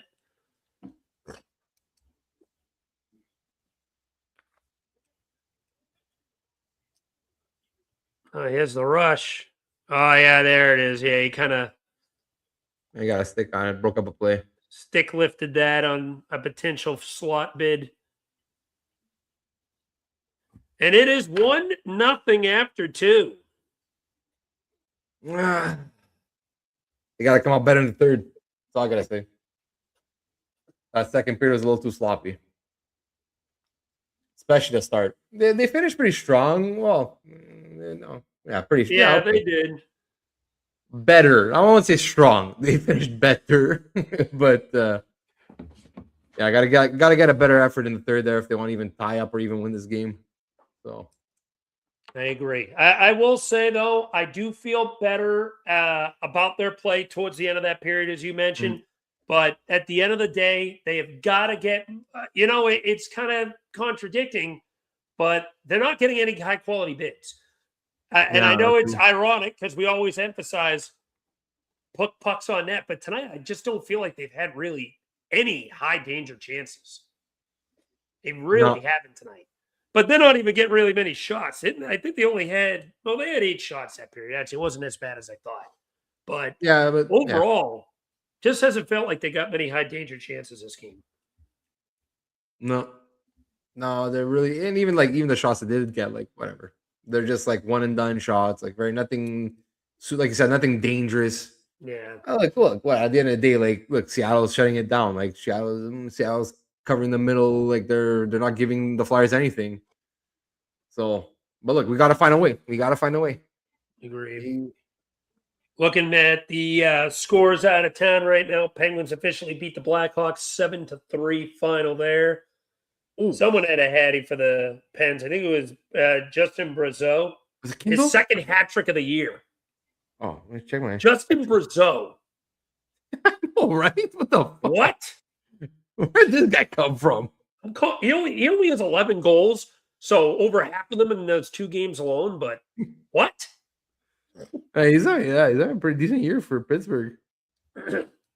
As stated earlier, Blue Jackets did beat the Isles 4-2. I am very interested, as stated prior, to see what the disciplinary actions are for Matty Barzal, because I think it is very likely he's going to miss a couple games, bare minimum. Leafs and Wings going to overtime right now. That game is tied at 2 apiece. Oh, look, more overtime hockey. We haven't had enough of that in the NHL all year. And then obviously here in Seattle, Kraken are up 1-0 after 2. Oh, shit. Okay, play him. Yep. Oh, man. I just want to touch quick back on the Dvorak. I never finished my thought, but if he's like, again, and I think I've said this on Flyera also, if he's, you know what, I would give him a 4th year, but only if he's willing to take something like $3.5 million. Like if that's the AAV, because you know what? At the end of the day, where the cap is going right now, in the next next year and the year after, that's like high-end 4th liner money. That's what it's gonna be. That's very easy to move if need be. Exactly. And you know what, man? If he could be like, even if like let's say he plays like up and down your lineup for the first couple of years of that contract, like he is now, let's say, and then like by the end of year 2 or by year 3, he's your 4C, or like worst case, maybe like your 3C, let's say. And if let's say you move like Coots to 4C, and so like, okay, I could live with that. Mm-hmm. But again, like he's probably the best or second best center available right now in free agency if he goes to free agency. So it's like, I don't see him doing something like that. I really don't. And like, look, like I'm seeing, like I saw a lot on Twitter, like, oh well, yeah, of course the Flyers are gonna sign a 30. Like, first of all, like Briere's just doing his job. At the end of the day, you're gonna have discussions with this guy that's a pending UFA. Like, okay, what are we thinking here? Like, look, I'm curious to see, like, if they do sign him, what the number is. But like, if we're talking high 5s, 6s, I think, like you said, max term, if that's the money he's looking for, max term 2 years. Yeah. But again, like I could see somebody offering him, like, let's say he wants 5.75 or 6.1, something in that range. But I could see a team offering him that, but with 3 to 4 years, like somebody that's desperate enough for a center, So I don't know. We'll see where it goes. But again, like I said, personally, I wouldn't re-sign him. Just because I just don't think it makes sense for the Flyers to sign him. Yeah. You're going to have to open up spots. You have to open up spots. So Yeah, okay, fine. We trade Brink. Okay, that opens up one spot. And it opens up a winger spot at that. Yeah. So like, I don't know. I just think it's counterproductive. They're going to need to move 2 guys eventually. Yeah. One's not going to be enough. They're going to have to move 2 Mhm. wingers. And Owen Tippett's the guy that's most likely going to get you a decent package. Yeah, It's like me and you have both been adamant. Buffalo just seems like the team not ripe for the picking, but a team that makes the most sense, especially with how hot they've been lately. Mhm. They've won 8 straight. They might want to look to add for win now players. Maybe they are willing to move a Costas Hellenius. If you got to move a more than an Owen Tippett to get him, I'm actually open to listening to that. Maybe a sprinkle Yeah. in a second round pick to try to sweeten it a little bit. Who knows? Or a B prospect, maybe like a Ty Munchinson or something like that. I'd be willing to consider something like that. Like I'm not moving Barkey. Obviously, Martone's off the table. I probably wouldn't move Bump or Bonk for something like that. But maybe that next tier below, I'd listen. I would. Yeah, 100%. 100%. Because that's it. Because I think Danny will eventually bring in another center. Like I think it's gonna happen this offseason one way or another. I think, and again, I don't think it's gonna be like an actual number 1 center because I'm sorry, those guys just aren't available. They're not coming available, yeah. Where? Who is it? Please, I would love to know. Like, so yeah, you're gonna have to find like a constant Hellenius, like maybe a guy that's projected to be maybe a 2, like a middle 6 center. Could he be a 1? Yeah, maybe. But those are the guys you have to target. Those are the guys you have to find. This is where like your professional scouts make their money. Yeah. Like find me that guy that's right now playing it like a higher, like a first round pick or a former first or second round pick right now that's in the AHL, that's killing it, that you think could at least be possibly a top 6 center. Like that maybe a team is willing to trade for help on the wing, or for because that's where we're trading from. We have to trade from a position of strength, which is the wing. We're loaded on the wing, so we need to bring one of those guys in, and that's why I think that's going to happen this summer, and that's why I think it's not a good idea to sign Dvorak because of that. Because you sign Dvorak, that takes that guy's spot. Yeah. And so even if you trade for a Hellenius, what now you have to keep him in the AHL for another year when he might be ready to come up? Same thing with Luchenko. Like, look what happened with Luchenko. We couldn't get him minutes above the 4th line. I would have loved to see him get 1 game. Give me 1 game of Luchenko on the 3rd line. Why couldn't we get 1? How'd you do that? I'm actually genuinely curious. How'd you win those tickets? You couldn't have picked much of a better game. You get to boo Cutter Gauthier. That's as good of a prize as it gets. We that game was great last year. We did a live stream of that. I don't know if we'll be able to do it this year because it lands on a Tuesday, so it might be a little more difficult for us to pull that off. But that would be fun to do. I wish we could do that game again. But yeah, back to your point. Yeah, I understand your argument for not wanting to re-sign Dvorak. It's a complicated situation. You need to find him, and as you mentioned with Luchenko, you kept him on the 4th line. And Talkett's Toys kind of took over. So I do wonder, I do wonder what Danny's got up his sleeve for this offseason to potentially address the center position. I think you're going to see more movement out of this roster than prior years. I think the guy that we've said, Brink's gone, likely a good chance Tippett could be gone. If not Tippett, someone else. I doubt it's Forrester. Briere was adamant that he didn't want to move Forrester along with Martone and Luchenko. I think he believes his top 4, not Luchenko, Michkov. I think his top 4 wingers he truly believes for the future are Martone, Michkov, Forrester, and Konechny. And that's a really good 4-winger core. Yeah. You just got to find 2 good centers that insert into that top 6. Even if none of them are 1C, you get 2 2Cs, you can make that work. I agree. Flyers updates and a couple other Flyers account on Instagram held a giveaway. They spun the wheel, and rules were you have 48 hours to claim the tickets. He didn't reclaim, respun the wheel, and I won. Hey, you know what? Sometimes it's better be lucky than good, right? Going to the game against the Rangers too. I haven't been to a game in Philly since 2020, right before COVID.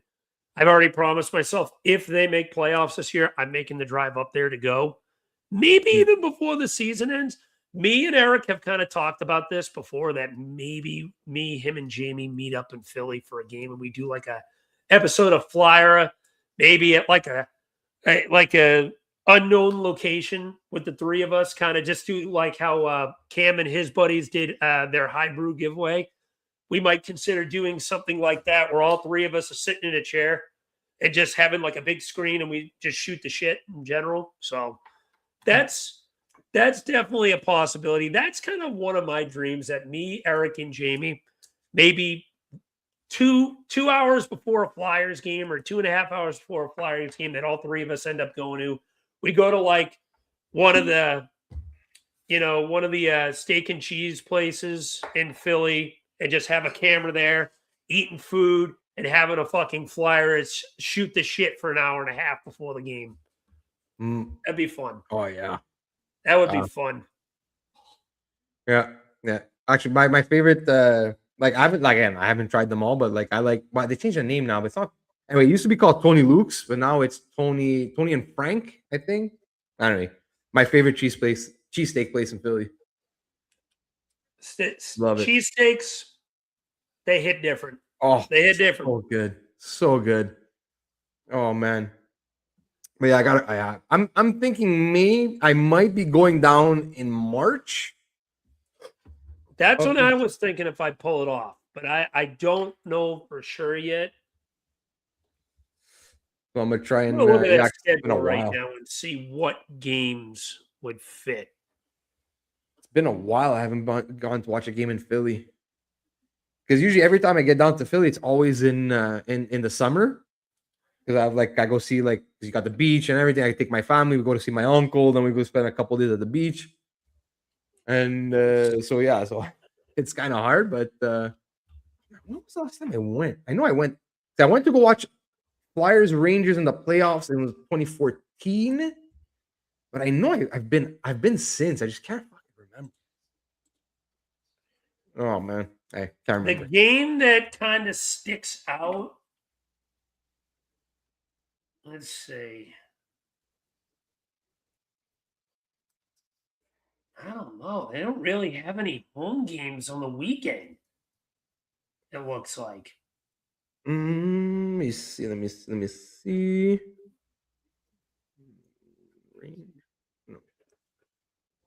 Wait a minute. The 14th.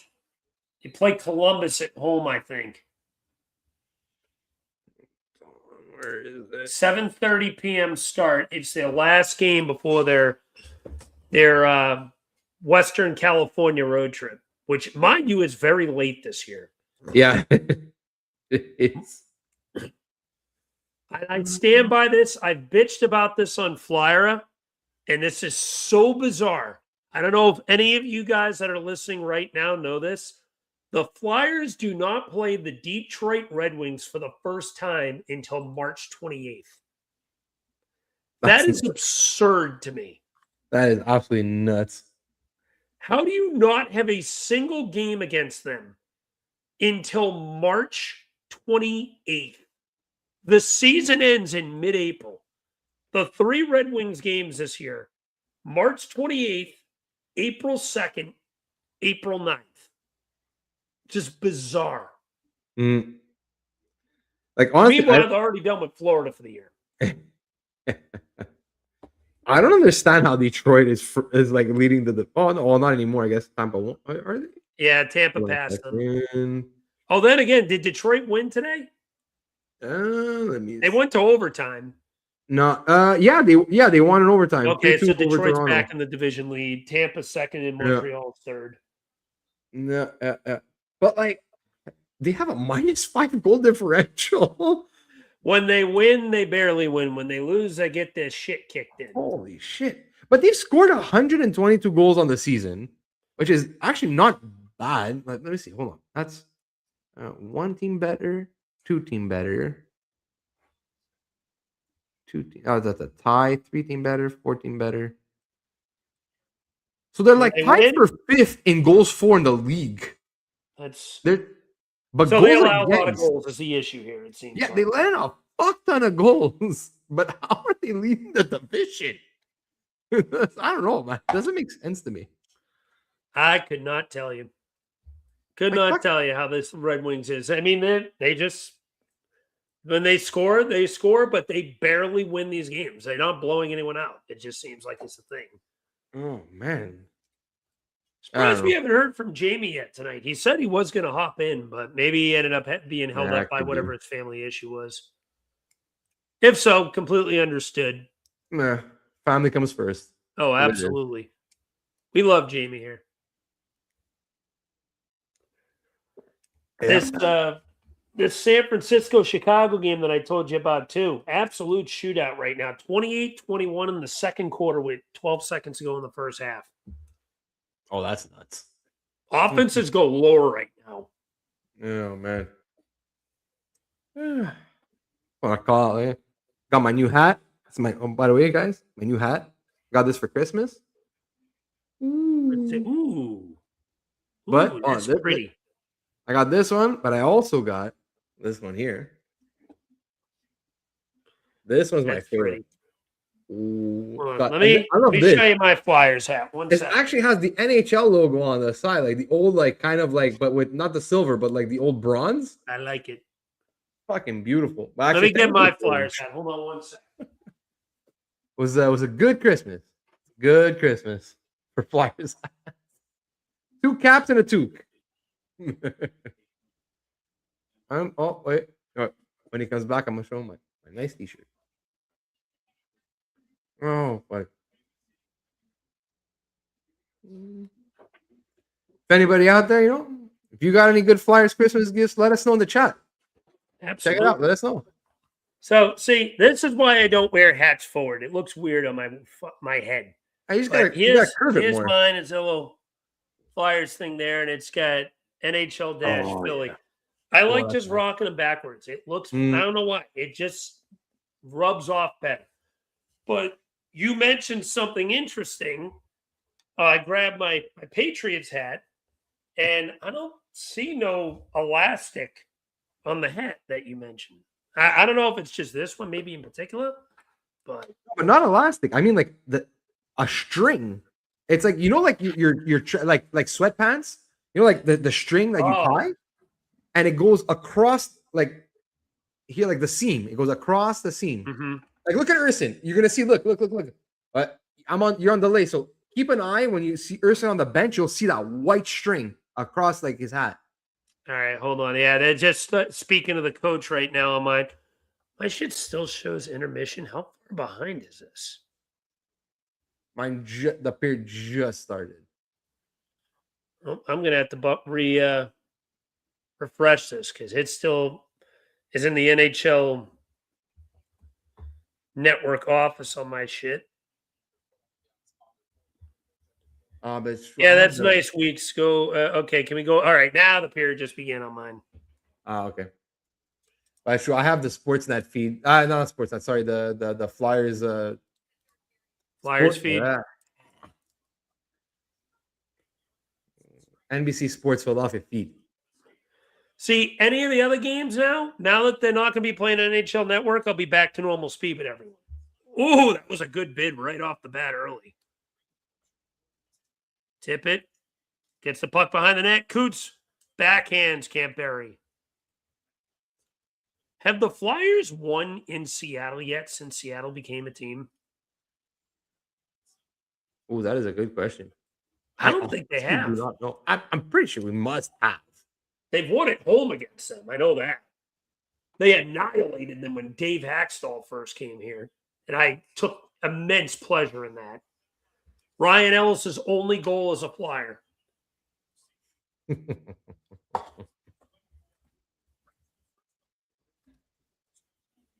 going to lower this just in case. I don't know if my volume's coming through.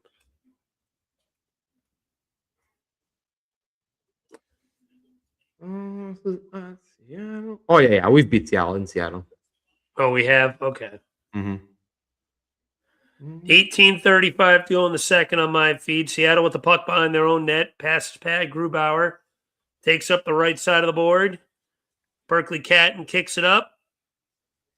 Don't know who lost the handle of that afterwards, but the Flyers now have it. Now it's back to Seattle's zone, back at the red blue line. Little dump and chase. That pass. Oh, one good. Actually, that just went wide. I thought Vladar got a piece of that. We've actually only beat Seattle once in Seattle, and that was in 2021. So that must have been their inaugural year then. Yeah, I think so, yeah. It was December 29th, 2021. We won 3-2. His birthday.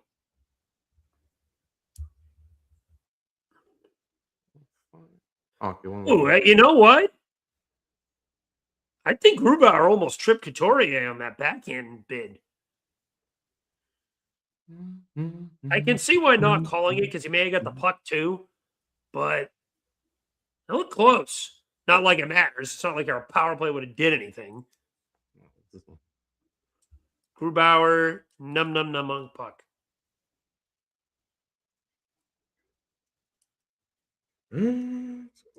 Okay. Oh, Michkov got to redirect that on Grubauer. Come on, boys. Come on, boys. Again, not a bad tip by Michkov, but why is he net front? Why is he net front? He should be sniping.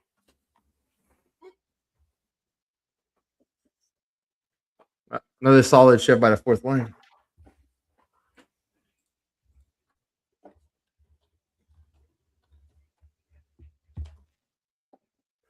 Gotta change. Let's go. Come on, boys. Come on, boys. Let's get one. Flyers pressing a little bit. Seem to be controlling the third so far.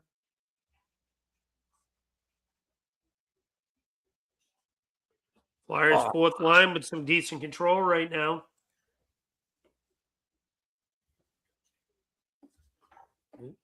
One. Sanheim with the puck behind the net. Kicks it up.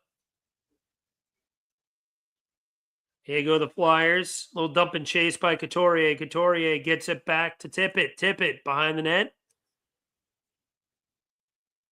Backhands it to Barkey. That 1T bid is deflected away. And here comes some dump and chase. Swear to God, Grubauer is going to fucking beat us. Fucking Philip Grubauer is going to beat us. 16:33 to go. Still 1-0 Seattle.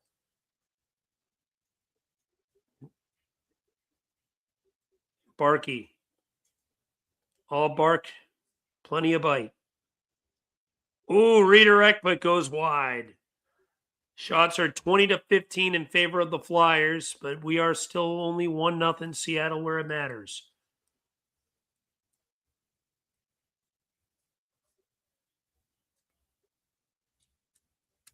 Konechny gets it to Zegras. Come on. There you go. Cleaner pass, man. Cleaner pass. Come on.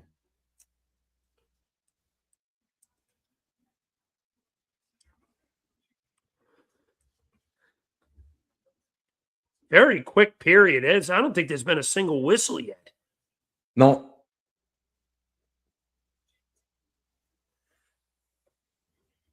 That's good. So maybe it won't be too late. We could finish before midnight. 10:04. Unless this game goes to overtime. Which is another point. odds on favor of going overtime. Smash that bet too, betters. Flyers allow the first goal and it goes to overtime. Brink goes wide on that one. And under a shot total under 30. Yeah, bet under whatever the shot total for the Flyers, bet the under on that too. Another good consistent thing to bet. Oh man. Sanheim shot from the point, save.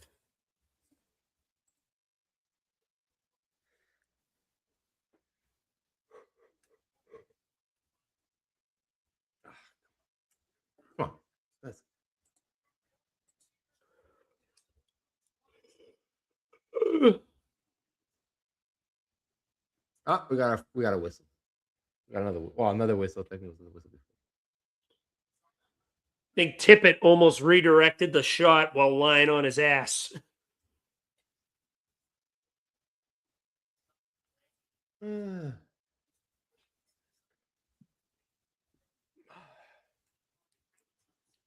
Adam Larson dumps it up. And that is an icing.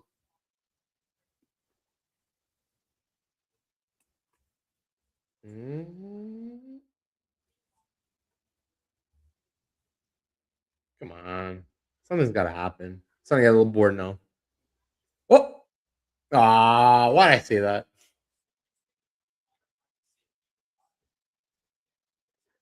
I don't like where this is going. You won't like where this is going.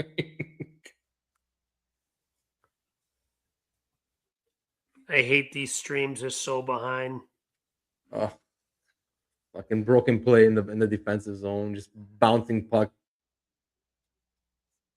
Oh my God. Again. Again, someone loses their man.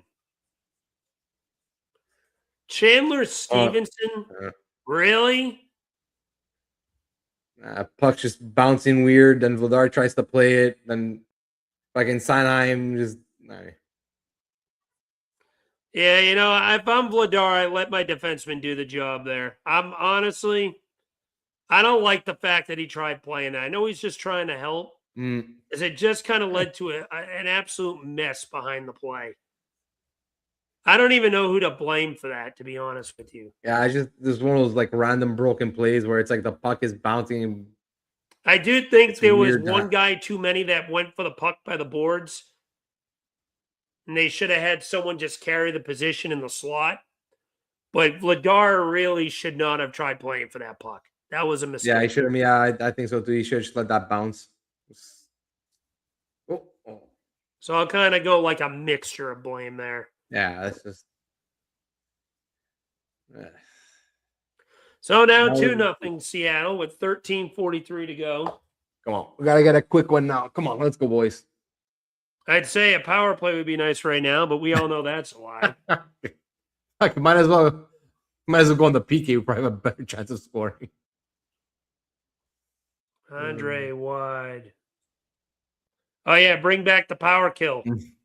Bring it back. Let's go. Let's go. Hobbles to Grunstrom.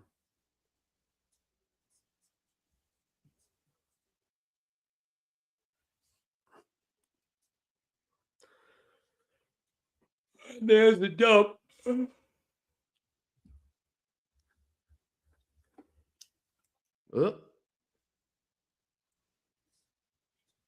Michkov. Oh, nice little move there. Again, throw it at the net. I like that there.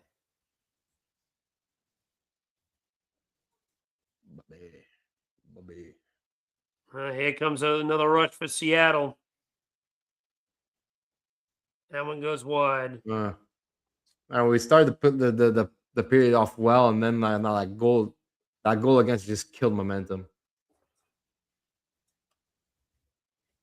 12-20 to go in this one. 2-0 Seattle.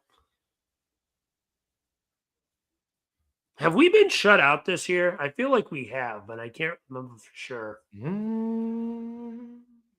I still have it up, the schedule. I know we haven't shut anybody out. No, that I know.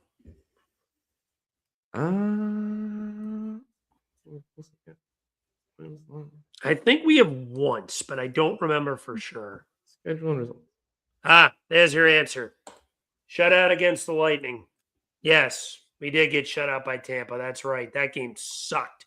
I think they lost 4-0 that game. That was when they went down to Florida for back-to-back.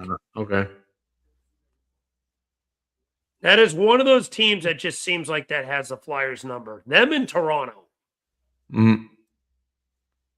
Tip it wide.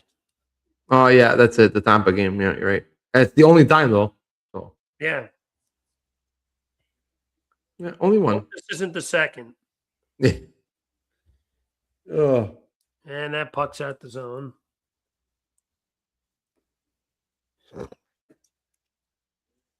Can't get 9 anything minutes going. into the period, still 2-0 Seattle.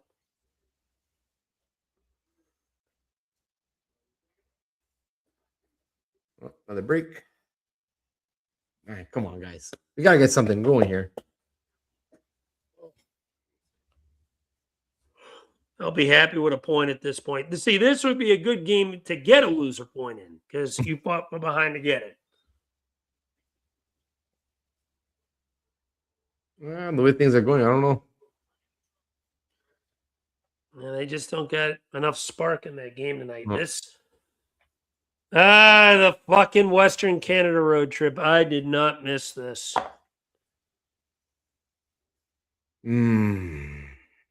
I got what? Vancouver. Vancouver's gonna probably wants a little bit of revenge. Calgary is Calgary's on a bit of a but roll, but still. I think they beat us in Philly earlier this year, if I remember correctly. And then Edmonton. Ooh. Yeah, I can't remember the last time Philly's gone into Edmonton. Yeah, we lost 2-1 to Calgary. Don't bullshit. That's another team. When was the last time they've gone to Edmonton and won? Can you remember? I genuinely cannot. We didn't beat Edmonton in Edmonton last year? No, they lost in overtime that game. They choked that one away. That was Michkov's first 2 career goals, but they did not win that game. Let me see. Hold on.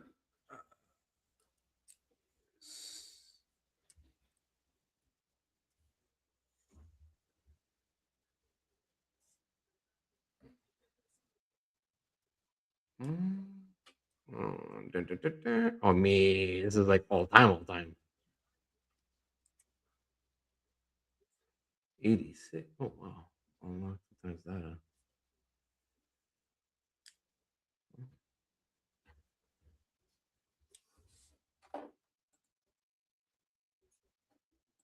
Why is it only go to 86? Oh, doesn't make sense.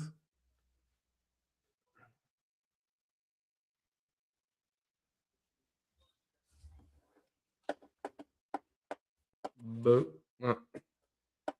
on the site trying to check, but for whatever reason, what gives me the 80s and the 70s? Is it because you're just looking back, or it's been so long we can't find it? No, because there's this site that that has all that information, but I think I have to pay for I'll take a look. I'm gonna everything. check that news real quick. That usually has it.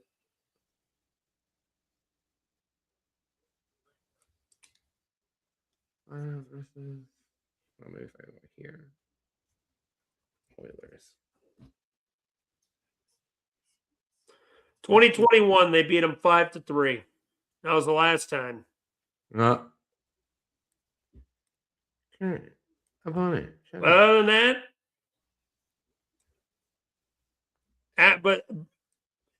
that, it was 2017. They do not have a lot of success in Edmonton.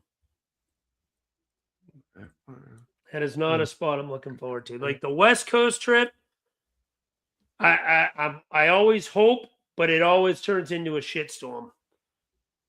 That Western Canada trip. Western Cali, not as much. They actually have okay success out there. Western Canada, shoot me. Even though Seattle's technically not Western Canada, I call it that part of it anyway.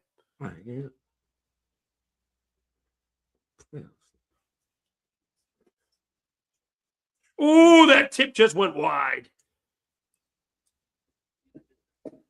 We said, who gets the Flyers' first goal? It's a trick question. No one is. No one does. Air. Come on, man.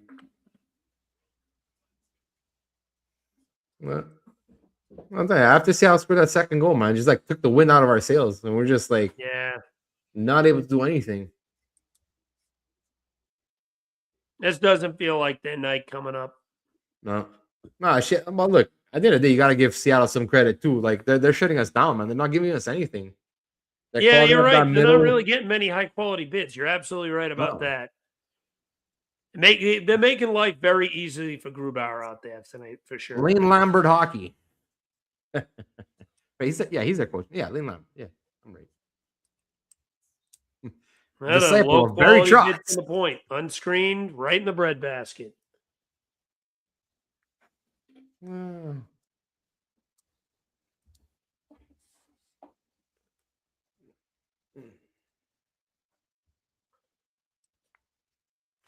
Yeah, whatever.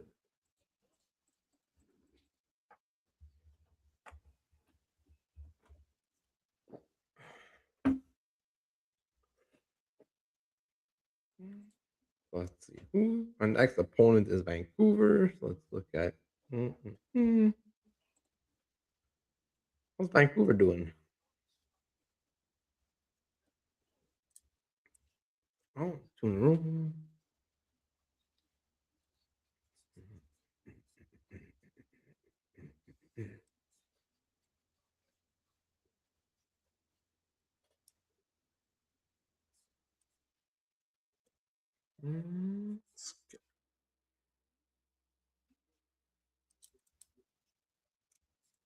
December.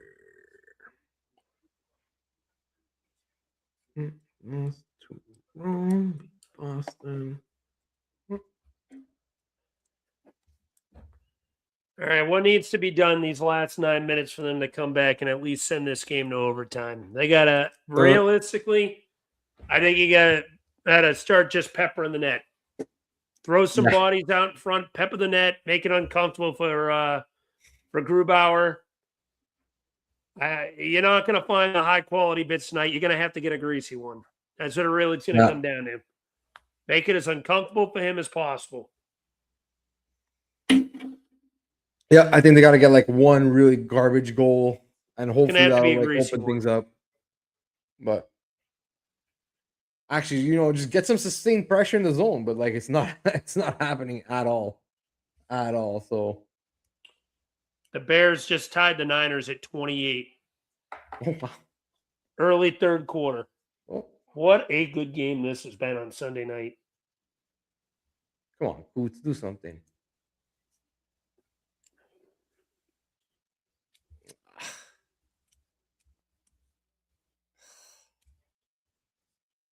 Oh. Okay. A little bit of pressure here. A little bit of pressure. Sealer. Couturier. Sealer. Back to Coots. Barkey.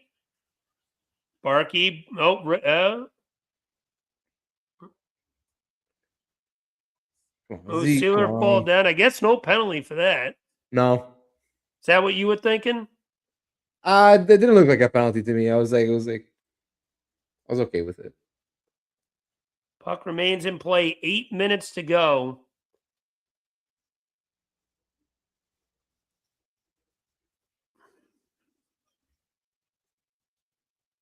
Dvorak kicks it into Zegras, who dumps it around the boards. Oh.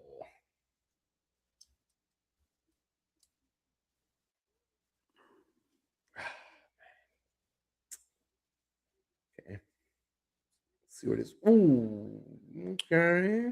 Little tidbit. I didn't even know this. Canucks play tomorrow, so Flyers will be catching them off of a back-to-back on Tuesday. Oh, very good. They're going to be here in Seattle, funny enough. Huh.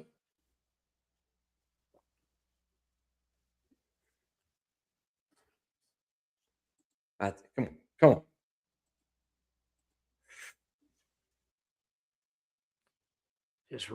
Just can't get anything going. No. Nothing. Even when they have the puck in the zone, it's not many high-quality bids. Good play by York. That was Grundstrom. Good job cutting that off. Drysdale wrists it wide. Okay, come on. 6.5 to go. Now Seattle's controlling play again. couple of shifts now. Seattle's really controlled play. So come on, guys, pressure. Fuck. 6:15. Come on, I got a bit more aggressive. Let's go. 5 minutes left. We need fucking two goals. Come on. We gotta press a little. 6 to go here in the third. Flyers just really cannot get anything going.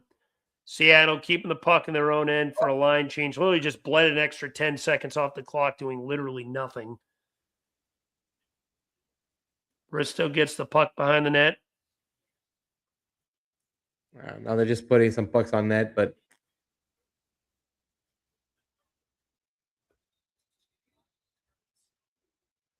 it's not looking great for the boys.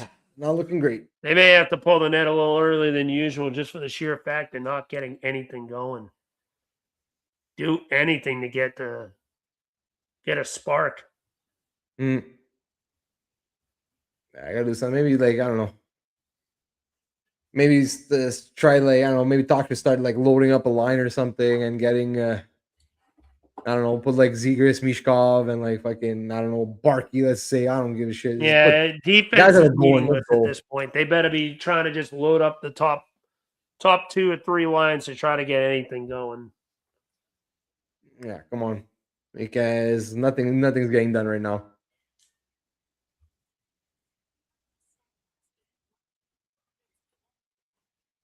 I'm sorry. God. Purdy is shredding Chicago tonight. The Chicago retake the Niners retake the lead. No, they just first play from the net for the Niners drive. He hit a 30-yard pass down the field, completely uncovered. Maybe not 30, maybe it was 25, but either way, big chunk play. Yeah, 25 yards. And that's without Kittle, too. He's hurt? Yeah, he hurt his knee, I think. Is he done for the season? No, I'm sorry, it wasn't his knee, it was his ankle. I apologize. And no, it's a low to mid foot sprain. He's probably going to be ready for the playoffs. Okay. About, what do we got? 4 minutes left in this now? I'm still a commercial on mine. They're not showing the time right now. They look camera on the bench. Oh, I saw the greedy costume. We have 5:12 left in the third.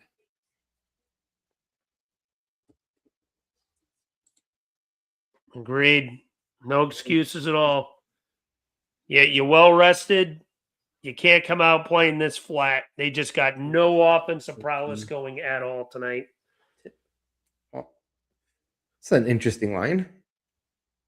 Cates, Barkey, and Tippett.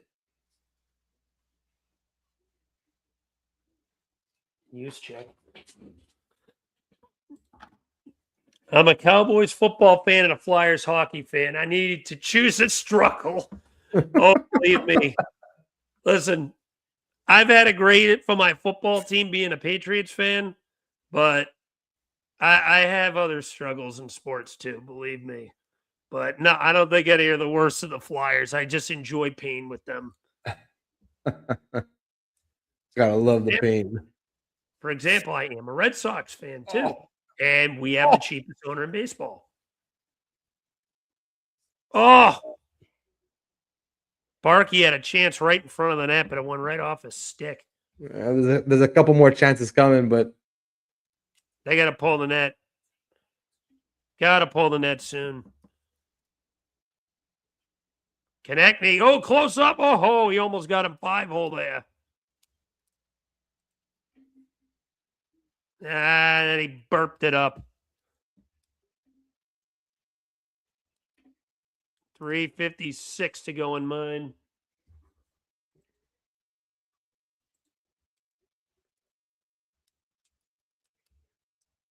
Come on.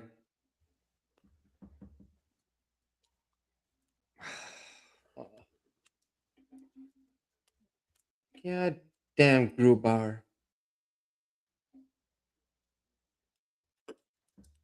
Are they double shifting Tippett?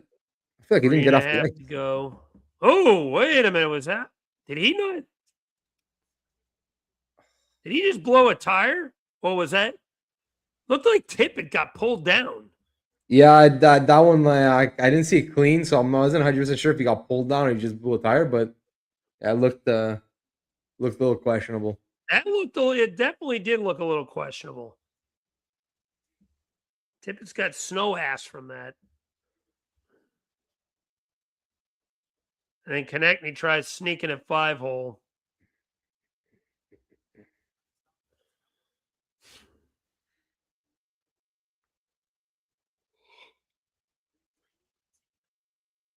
.319 left. Philly taking their first time. Yeah, that's what I got. Timeout.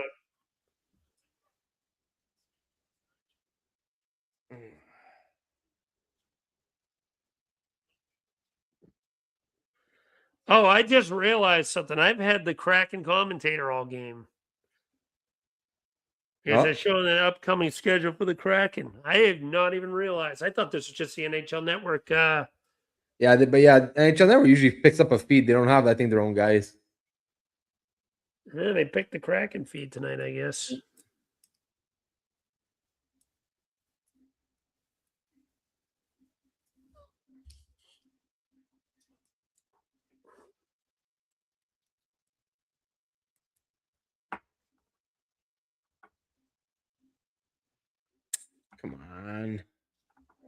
Come on, guys. Cal Riley looks so disinterested. Who? The guy who plays for the Mariners. Oh, okay. Was at the game. Oh, nice shot by Tippett, though. I feel like Tippett hasn't gotten off the ice in like the past 3 minutes. He's just been...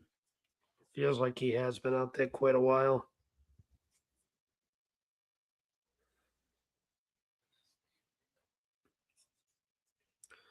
Konechny to Tippett. Oh, hell of a bid by Tippett, and Grubauer just snagged that like it was nothing. Great shot from Tippett, and Grubauer makes the most nonchalant save ever, right on cue.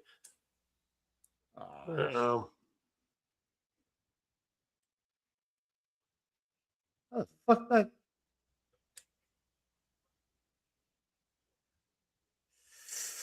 Yeah. I think I know what's coming next. Ah, boy. Ah, boy. Yeah, we actually got over 30 shots, though. How the hell did that go in? I don't. Me too. I'm just watching the replay now. Like, how the fuck did that go in? He's behind the net. Yeah, I think it goes off of. I think it goes off the Flyer player. Well, and now to make it worse, the kid's doing the 6-7 shit. Oh my god! It goes off of Tolman's skate and then off of Dvorak's skate and then in. Oh, fuck off, man! Are you serious? Yeah, that went off at Dvorak's skate. You're absolutely right there. I don't know what was worse, that or the 6-7. I didn't see the 6-7 on my feed, so I just saw a kid go, and I'm just like. Well, that's going to be the Flyers will be dropping to 19, 11, and 7 with this loss. Did that go in?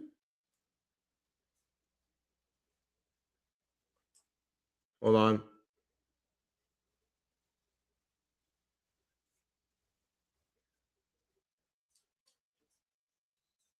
Right offside. Oh, shit, yeah.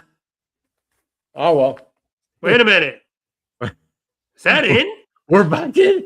We're back. Yeah, that went in. Who shot that? Grunstrom. Oh, yeah. Back to the post. That's a goal. Yeah.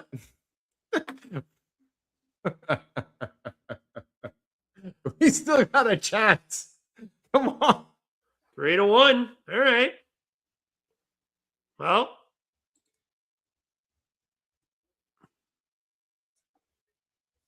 All right. We're back in it. Brood, I'm playing the goal stall.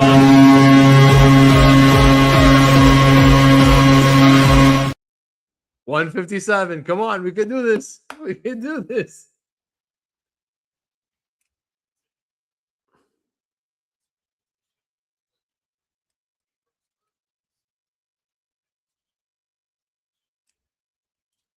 Ah. Oh, it's 3-1 now. He giveth, he take it away. And an empty netter, isn't there? Yeah. Grunstrom loses the puck, and then it goes the other way, and they scored in the empty netter. Fuck, come on. Well, that was quick.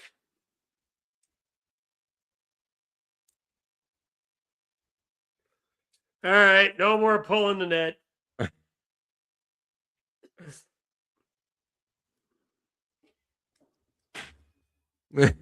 Exactly, pal. Grunstrom giveth, Grunstrom taketh. Oh.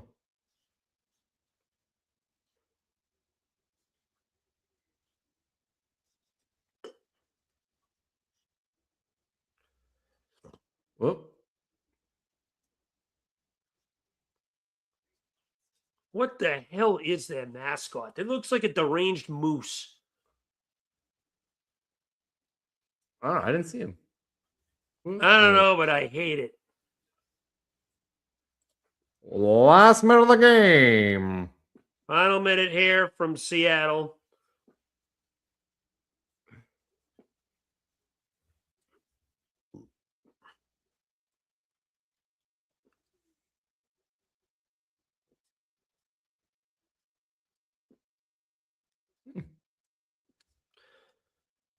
Final minute. And this one will be wrapped up. Yep. Fourth line back out. And they did have chances early, just couldn't do anything with it. Yep.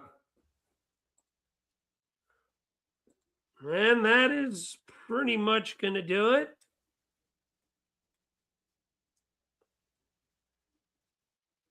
The game cast shows end of third, 4-1. So I'm just going to say that's the end of the game. Yep. But that being said, the Kraken win this one tonight by a final score of 4-1. Your Philadelphia Flyers dropped to 19-11-7. It's the Kraken, I think, improved. I think they were, 16, 14-7 or something like that? I don't remember off the top of my head. But wasn't that night. Simply put, was not that night. Couldn't get any high-quality bids. All the Kraken, they were the better team. No bullshit. They just look flat tonight. The Flyers got to come out better next couple games. I told you they're going to need, if they get 4 points, it's a successful trip. You're 0 for 2 so far. So going to have to win 2 out of 3 of these for me to call a successful trip. But yeah, I got to play a little better than they did. But look, I don't think the Flyers had a bad game. I don't think they were terrible. Just couldn't get any, the second period wasn't great.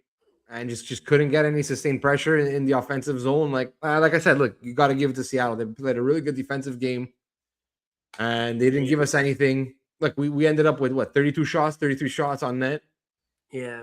How many of those do you honestly even looked somewhat dangerous? Maybe 2 or 3. Like Grubauer did make a couple really good saves, especially in the first. Like Grubauer, I think he really saved their bacon in the first, and then it was just shut down after that. Yeah, kind of built off it from there. Agreed. Yeah. Seattle got that one goal in the second, and then it was just shut down defense right after that. So, what are you gonna do?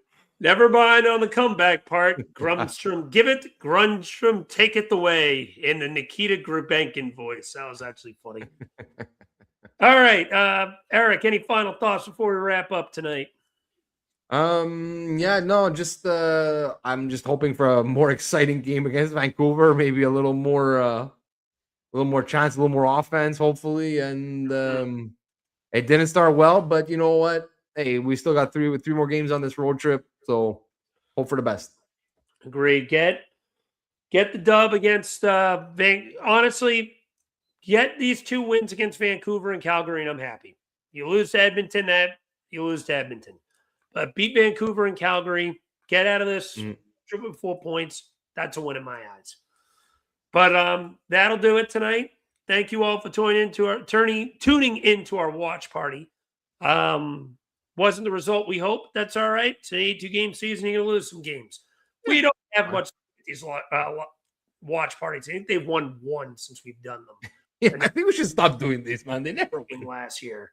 But only Anaheim game, I think they won. Yeah. That was the only one. January 6th last year against Anaheim. Yeah. But folks, that'll do it. We'll see you. We'll do more. This won't be the last live stream we do. But hopefully the next one we do has a better result than this one. But that's going to do it. Take care, everyone. And as always, let's go Flyers.